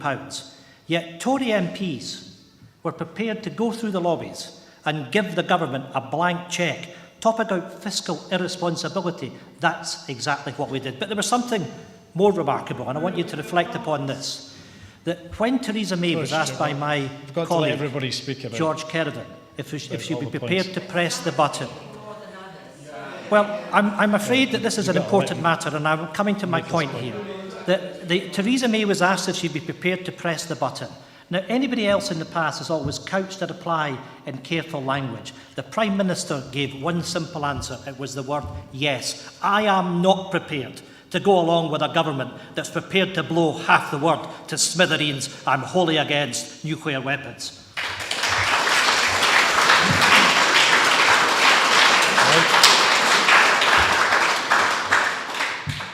That's clear on that point. Robert? So there's 2 points, one about the nuclear weapons and one about the security policing in the Highlands. Well, I'd also like to start just by paying tribute to the police and emergency services that responded so amazingly on Saturday night. I too actually have a personal connection with the attacks on Saturday. New Zealand national that I know, Oliver Dowling, was stabbed in the face, the neck and the abdomen.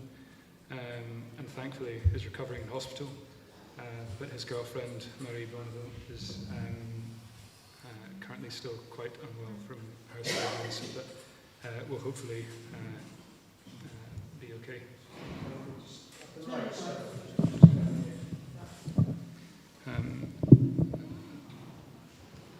In terms of the first question, in light of the terror attacks, what purpose do nuclear weapons have in defending us? In terms of terror attacks, it's a slightly confusing question. Where nuclear weapons are important in defending us is in a more global picture. And what we need is leadership in this uncertain world. We have a nuclear deterrent that is at work every hour of every day, and we have it because there are still threats in this world. There's threats from North Korea, from Iran, And you know, even our closest ally, the United States, Donald Trump, he's currently on the side of NATO, but he indicated at one point that he wasn't in favour of NATO. So I think it's important that we have our own deterrent, and I'm in favour of the renewal of Trident. In terms of the second question, I certainly think that I have no problem with police in Inverness and the Highlands being routinely armed, if that provides protection to those of us living here. I think that the biggest threat to policing in the Highlands is centralisation, and not just in policing, but in emergency emergency responses, the confusion that can be caused by 999 calls being made to the central belt and telephonists perhaps not knowing where the places are, getting confused by names with similar sounding names. I think a big threat to us here in the Highlands with policing is the SNP's plans to remove do away with the British Transport Police and pull that back into the body of a centralised Scottish police force. I feel that certainly people in the British Transport Police themselves have said that this could cause grave difficulties for the cooperation on terrorism policing across the United Kingdom.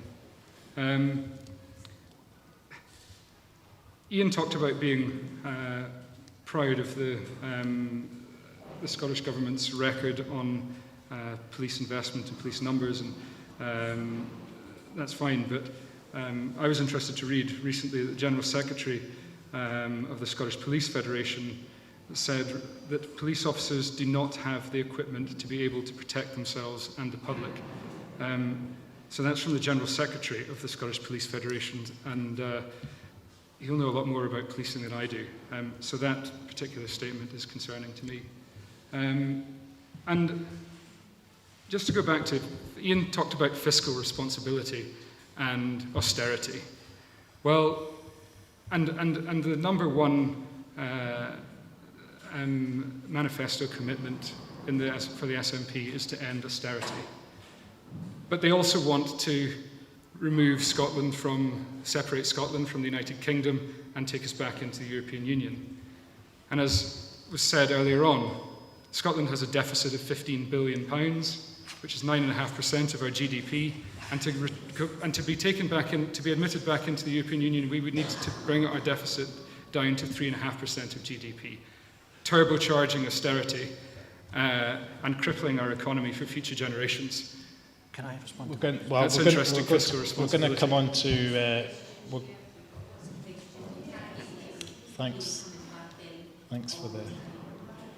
Thanks for keeping me right. We're going to come on to tax in a minute, actually. So I'll take your point in a second. So, yeah, go on, and then I'm going to go to Ronnie. Is there any truth in the paper today? And I just read it very quickly, so I don't know the facts, but it says the Scottish Government is about to cut 300 to 400 police officers in the forthcoming time. Is that true or not? Well, I haven't seen any of the papers you're talking about because I haven't seen the papers. I'm not aware of any proposals to cut police numbers. That's a no. The Chief Constable, Phil Gormley, has set out plans to axe 400 officers by 2020. He said yes. He says no. He says no. What Robert said is not true. I said he set out plans.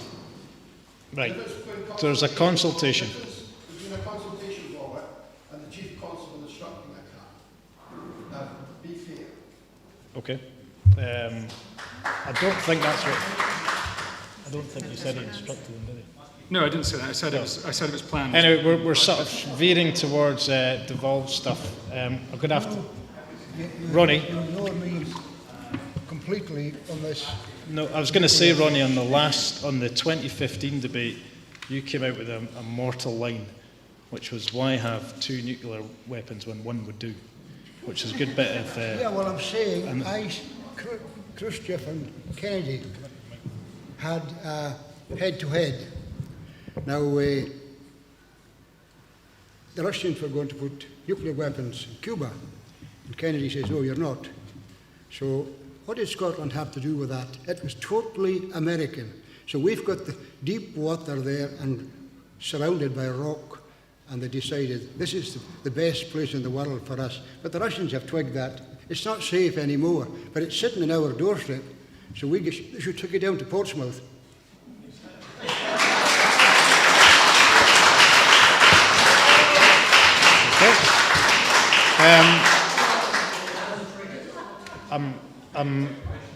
I'm out of time on that point, I'm sorry, so I'm going to have to move on. I'm also going to jiggle questions around a bit because we've only got 20 minutes.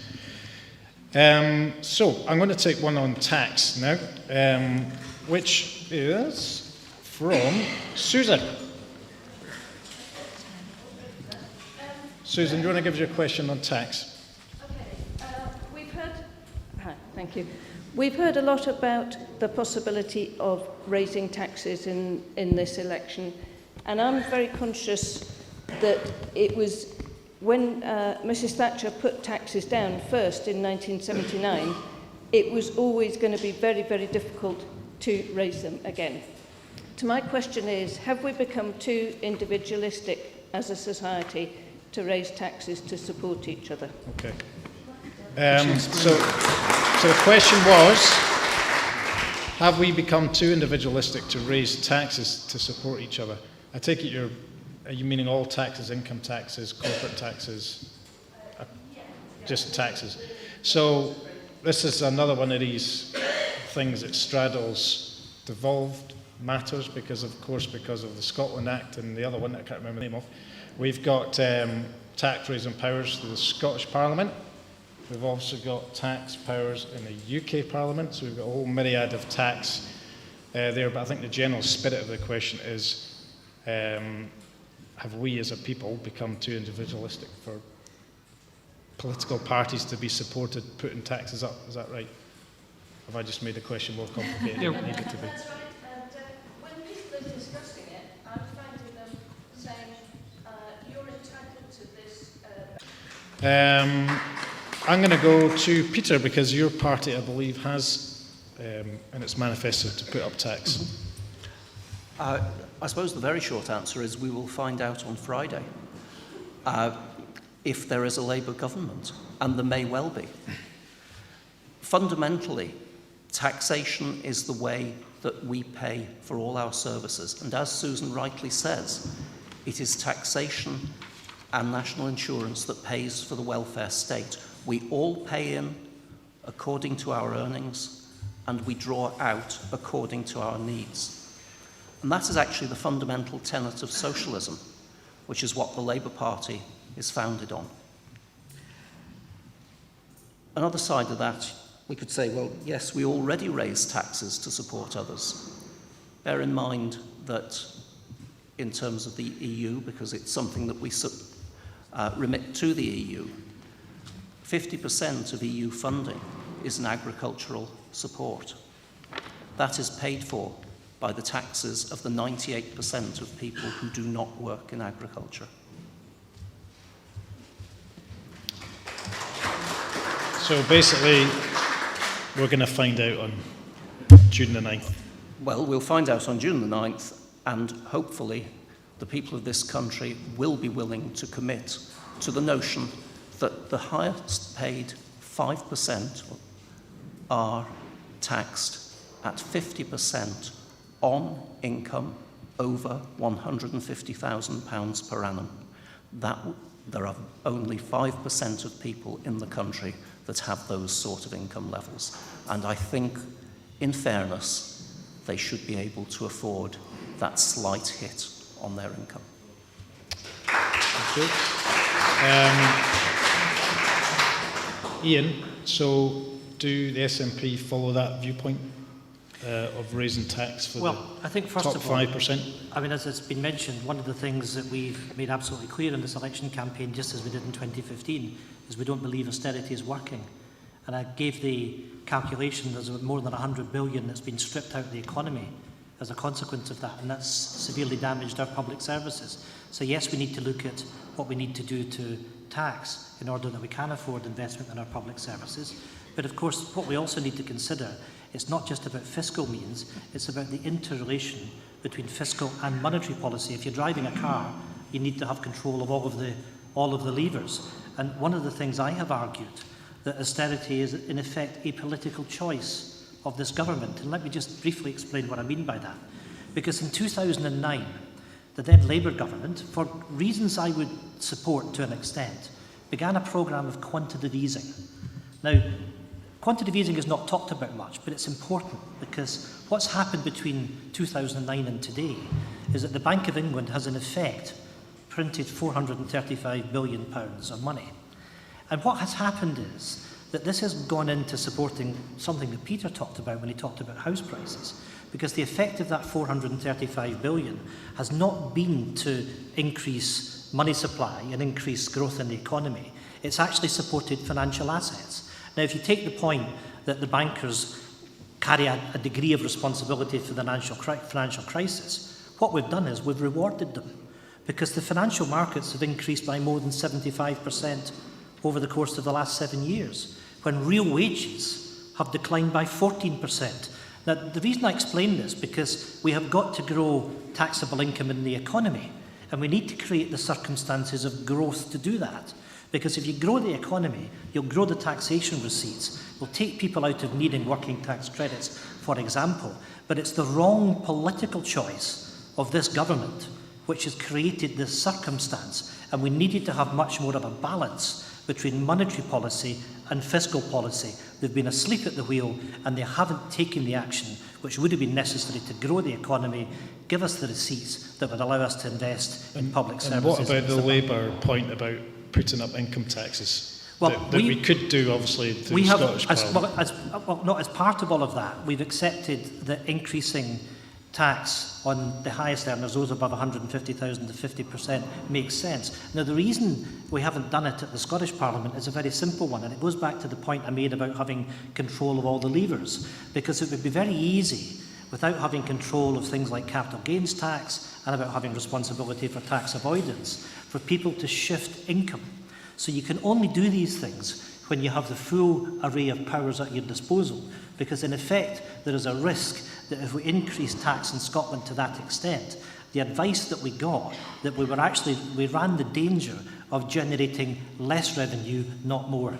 Is that not the same point UK-wide, though? I mean, I No, think that's a conservative point. It is not quite simply, not when you're talking about that specific measure, because it's about how you actually shut down the opportunity for people to shift income into capital and so on. So it's a much more complex issue. One of the things actually in Parliament that I've done over the last 2 years is I've been Vice Convener of the All-Party Group on Fair and Responsible Tax. So there's much more that has to be done to close down tax loopholes and make sure that we have a fairer system.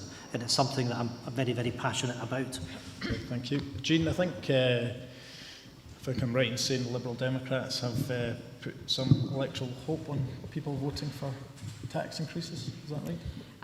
Yes, I mean, we're Liberals, basically, and to a degree I agree with what Peter said. We raise taxes to pay for needs, and that's needs for people and for the infrastructure. But I'd like to look at it in a slightly different way, because we've heard a lot of financial jargon here, but I'm looking back at the question, and I have to say, Susan, I've recently got a philosophy degree, so I'm looking at this from the point of view of somebody's going to give me 3,000 words to explain this in great detail and underline the various bits. Bruno talked earlier about individualistic as a people, but it's also individualistic as individuals, and we all have our own thoughts and demands about what taxes we should pay and what taxes we shouldn't pay. And we do need to consider the wider world and supporting each other. The question is, are the taxes that we raise at the moment enough to cover what we need, and is that right? The other thing I think that complicates all this is internal markets generally. People will pay for a tax for A, they'll be happy with that, but perhaps not a tax for B. And my party's as bad as anybody else at saying, well, we're going to have a penny on income tax for whatever. social care in England, education in Scotland. It's the same penny, but it then starts to confuse people. And I think we do need to kind of go back to first principles and think, what are our taxes for?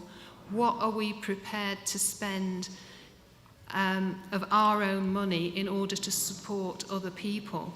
And if we're not prepared, what are we actually going to do about it to support those other people?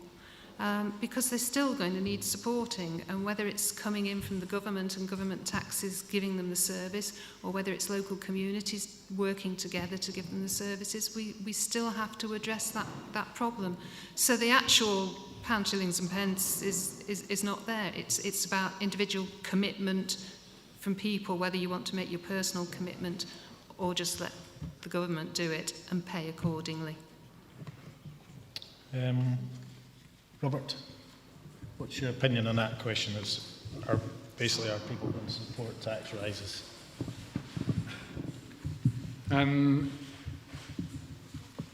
Well, my position is that we probably have become too individualistic in our view of taxes. But as a society and as a country, the most important thing that we can do is continue to grow the economy and feed the taxation through creating jobs. The Conservative government has taken decisions such as increasing the personal allowance to 12,500, and that has benefited over 2.5 million Scots by taking them out of income tax altogether. But Scotland has now become the highest taxed part of the United Kingdom because whereas in the rest of the UK, the threshold whereby higher taxpayers, the higher rate kicks in, will be increased to 45,000. It will remain at 43,000 in Scotland, and that will mean that, sorry? £43,000. So that will mean that taxpayers are up to £400 worse off in Scotland than they are in England.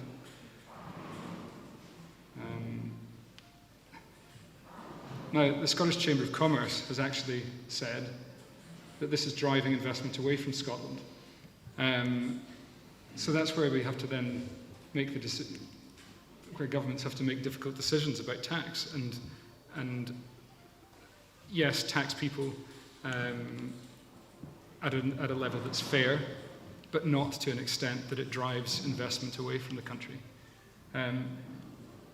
Just in relation to welfare, I think one of the biggest scandals is that vulnerable people are not being signposted to the money that's available to them. There's over £2 billion worth of social security money unclaimed in Scotland each year. So we're raising revenue, but we need to make sure, if we are a caring society, that we make sure that people that most need money from taxation receive it. Okay, I'm going to go to Ronnie, and then I'll take a couple of points on the floor. Ronnie, what's your view on this? Go back far enough, you'll find there was two brothers. One was called Cain, one was called Abel. Cain thought, my God, if I got a hold of Abel's share, I'll do well. Abel kind of complained and he killed him. So that was, capitalism started off with Cain.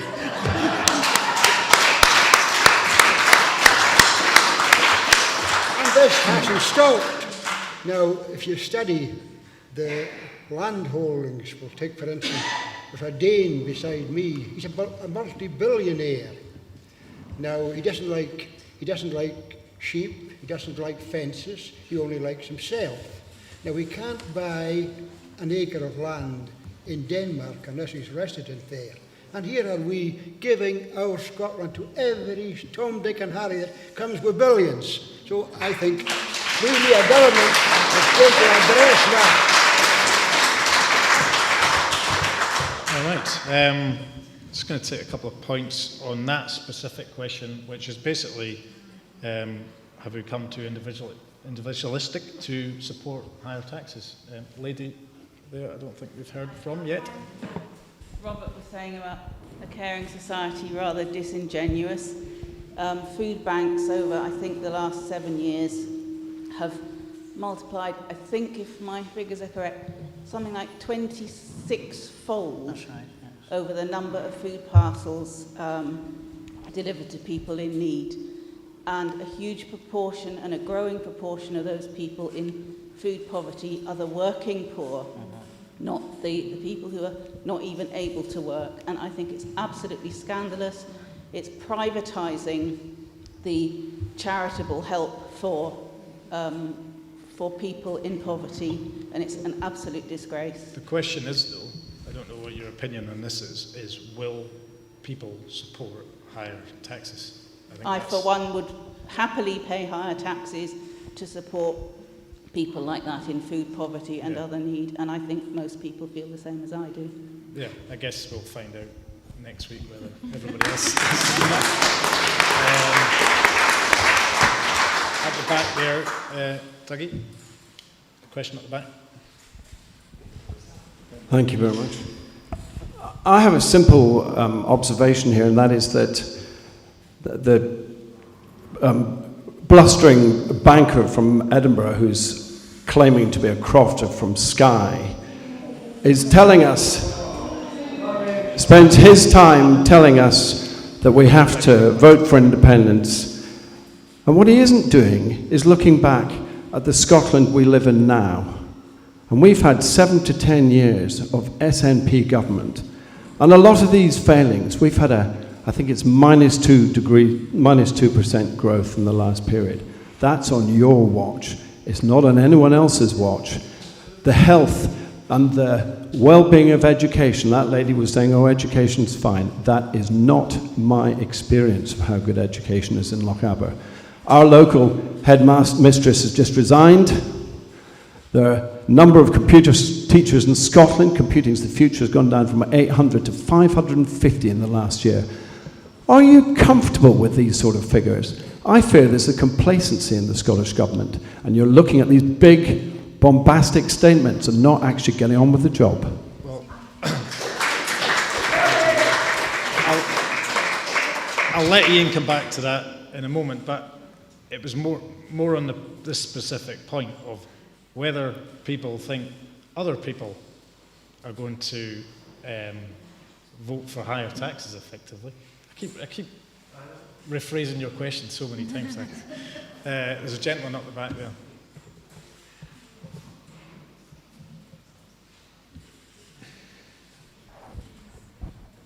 Sorry, but I can't keep quiet about this.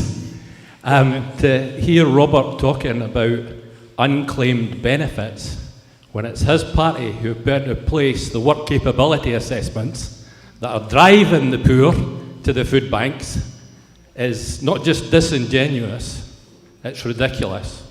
So I'm sorry, you seem like a very nice person, but when you actually work with people who are receiving these benefits, who have to fill in the forms that they have to fill in to get those benefits, you should be speaking to them and asking them how individualistic our society has now become. Thank you very much.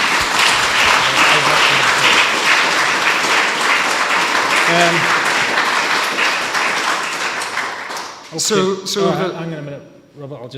We're 5 minutes to go. I'll let you 2 seconds. So we've got 5 minutes to go. There's lots of questions that I've not managed to get around to, so apologies for that, but I want to finish on time. So what I'm going to do, I'm going to invite everybody to give a bit of a closing statement. I know Robert and Ian will probably want to come back to those points that were made, so you can do that if that's okay in your closing statement. And I guess also cover on your closing statement, being there is an election next week, on why we should... This week. Just in case anyone's lost the plot, the day after tomorrow. Yeah, that's the one. I knew it was maybe, it was around then. Anyway, there's election coming. So we're going to basically tell us why we should vote for you to be our Member of Parliament in the United Kingdom. So, Robert. We'll go down the table this way.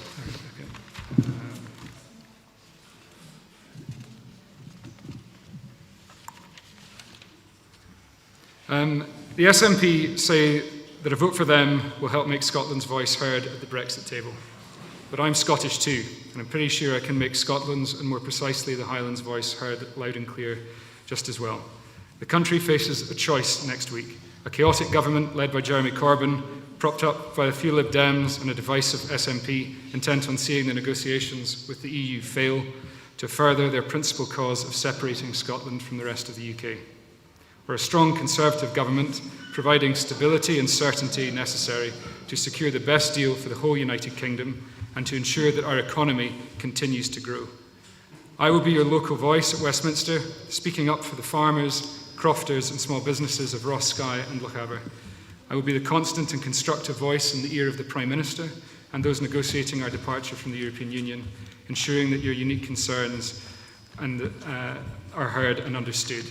I will be a committed, full-time Member of Parliament, working on your behalf to strengthen the UK economy through investment in jobs, innovation, skills training for our young people, better transport links, and better broadband and mobile phone services. Because it is only with a strong economy that we can finance the delivery of world-class schools, hospitals, and social care services. And I will be a champion for the United Kingdom and stand firm in my opposition to the SNP's plans for another divisive independence referendum.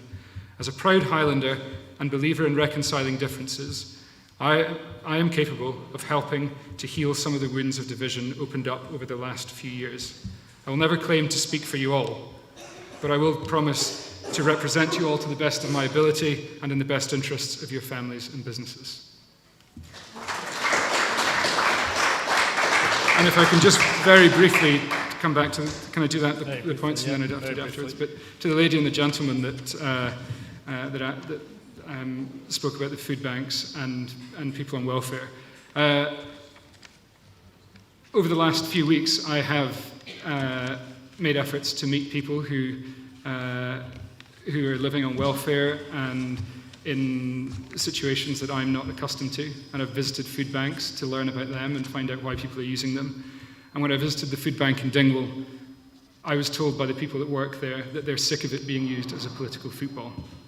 And they explained to me the vast number of reasons why people use them. And I know that one of the scandals is that people who are in employment still have to use them, and that's not good enough, burdened by it. And also I've gone to meet people living in social housing and with all sorts of... sorry? Can you let him finish his statement? It's just a classic example of the... of the discourtesy that I've been shown during this election, that you hum and haw like that. Sorry?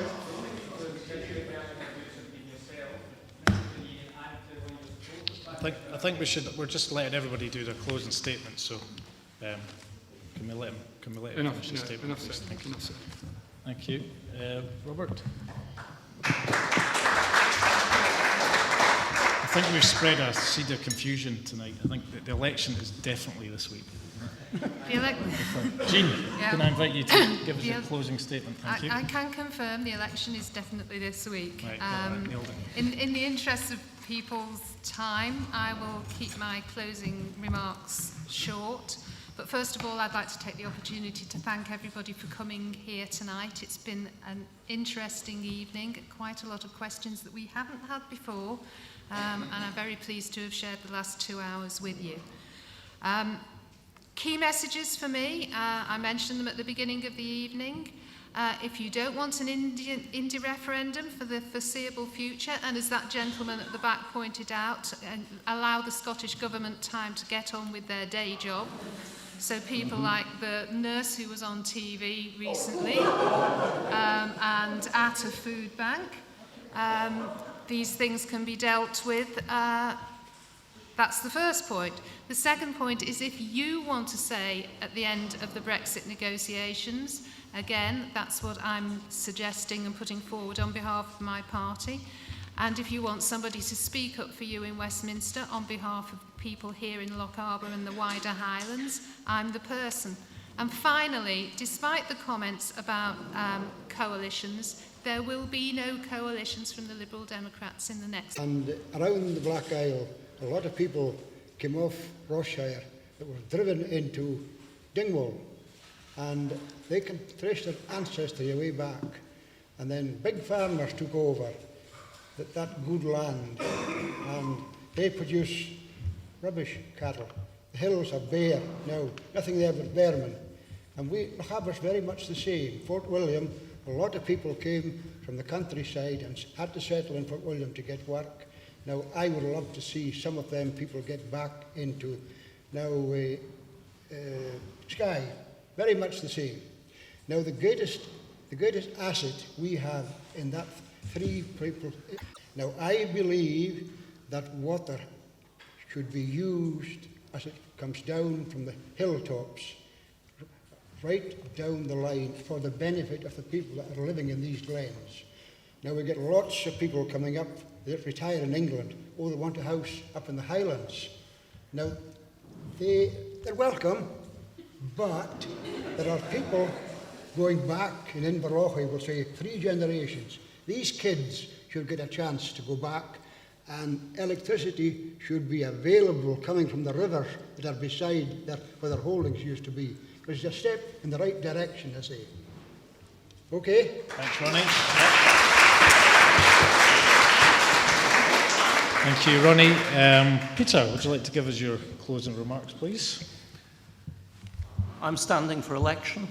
I'm standing for the Labour Party.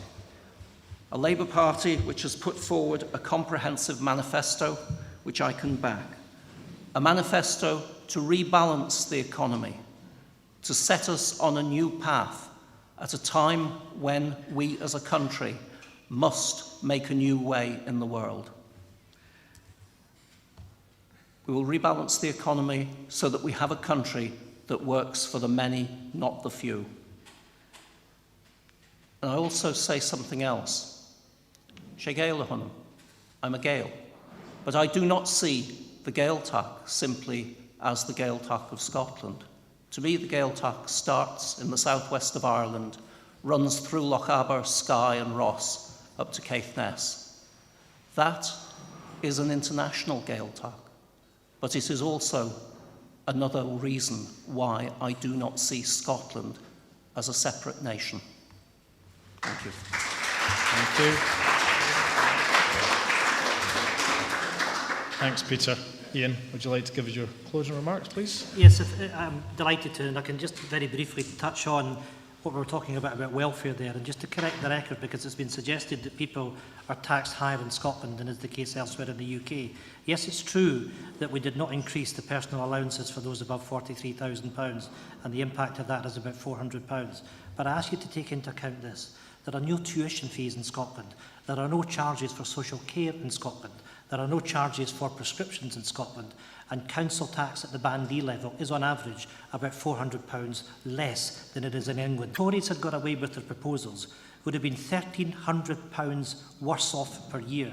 We stopped that, and that's one of my great achievements as an SNP MP in that last Parliament. Now, in terms of my closing remarks, it's been an absolute privilege and a pleasure, the privilege of my life, to represent you over the course of the last 2 years. And I've sought to focus on local issues, and I've been heavily engaged in the process of bringing additional investment, additional jobs throughout this constituency, not least with what's happened here with the investment in the smelter, with what's happening in Kishon with the reopening of that. And I want to make sure that I'm still there to make sure that we can continue that investment, we get investment in housing in this area over the years to come. But in Parliament, I have spoken more than 600 times over the course of the last 2 years. I've spoken more than any other MP. But on top of that, I've represented more than 7,300 constituents that have come asking for our help over the course of the last 2 years. It has been an absolute privilege to live in fuel poverty. Give me your support so I can stand up for everybody in this constituency this Thursday. Thank you very much.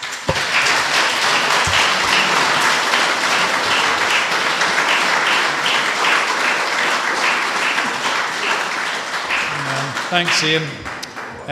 Just like to say, firstly, apologies to those whose questions I didn't have time to read out.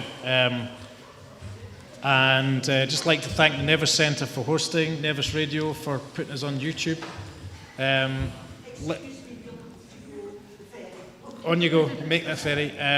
Thanks to Leslie and Dougie for organising. Most of all, thanks to you guys for coming out. Please keep engaging with the Chamber of Commerce, because without the Chamber of Commerce and your support, we can't run events like this. Last, but obviously not least, I'd like to thank all the candidates. Without these guys... Nevis Radio YouTube channel. Just go to YouTube, type in Nevis Radio. Thank you. Thanks, guys. That's really good. Thanks, James. Thanks, Robert. Thanks, Ronnie. Thanks, Peter.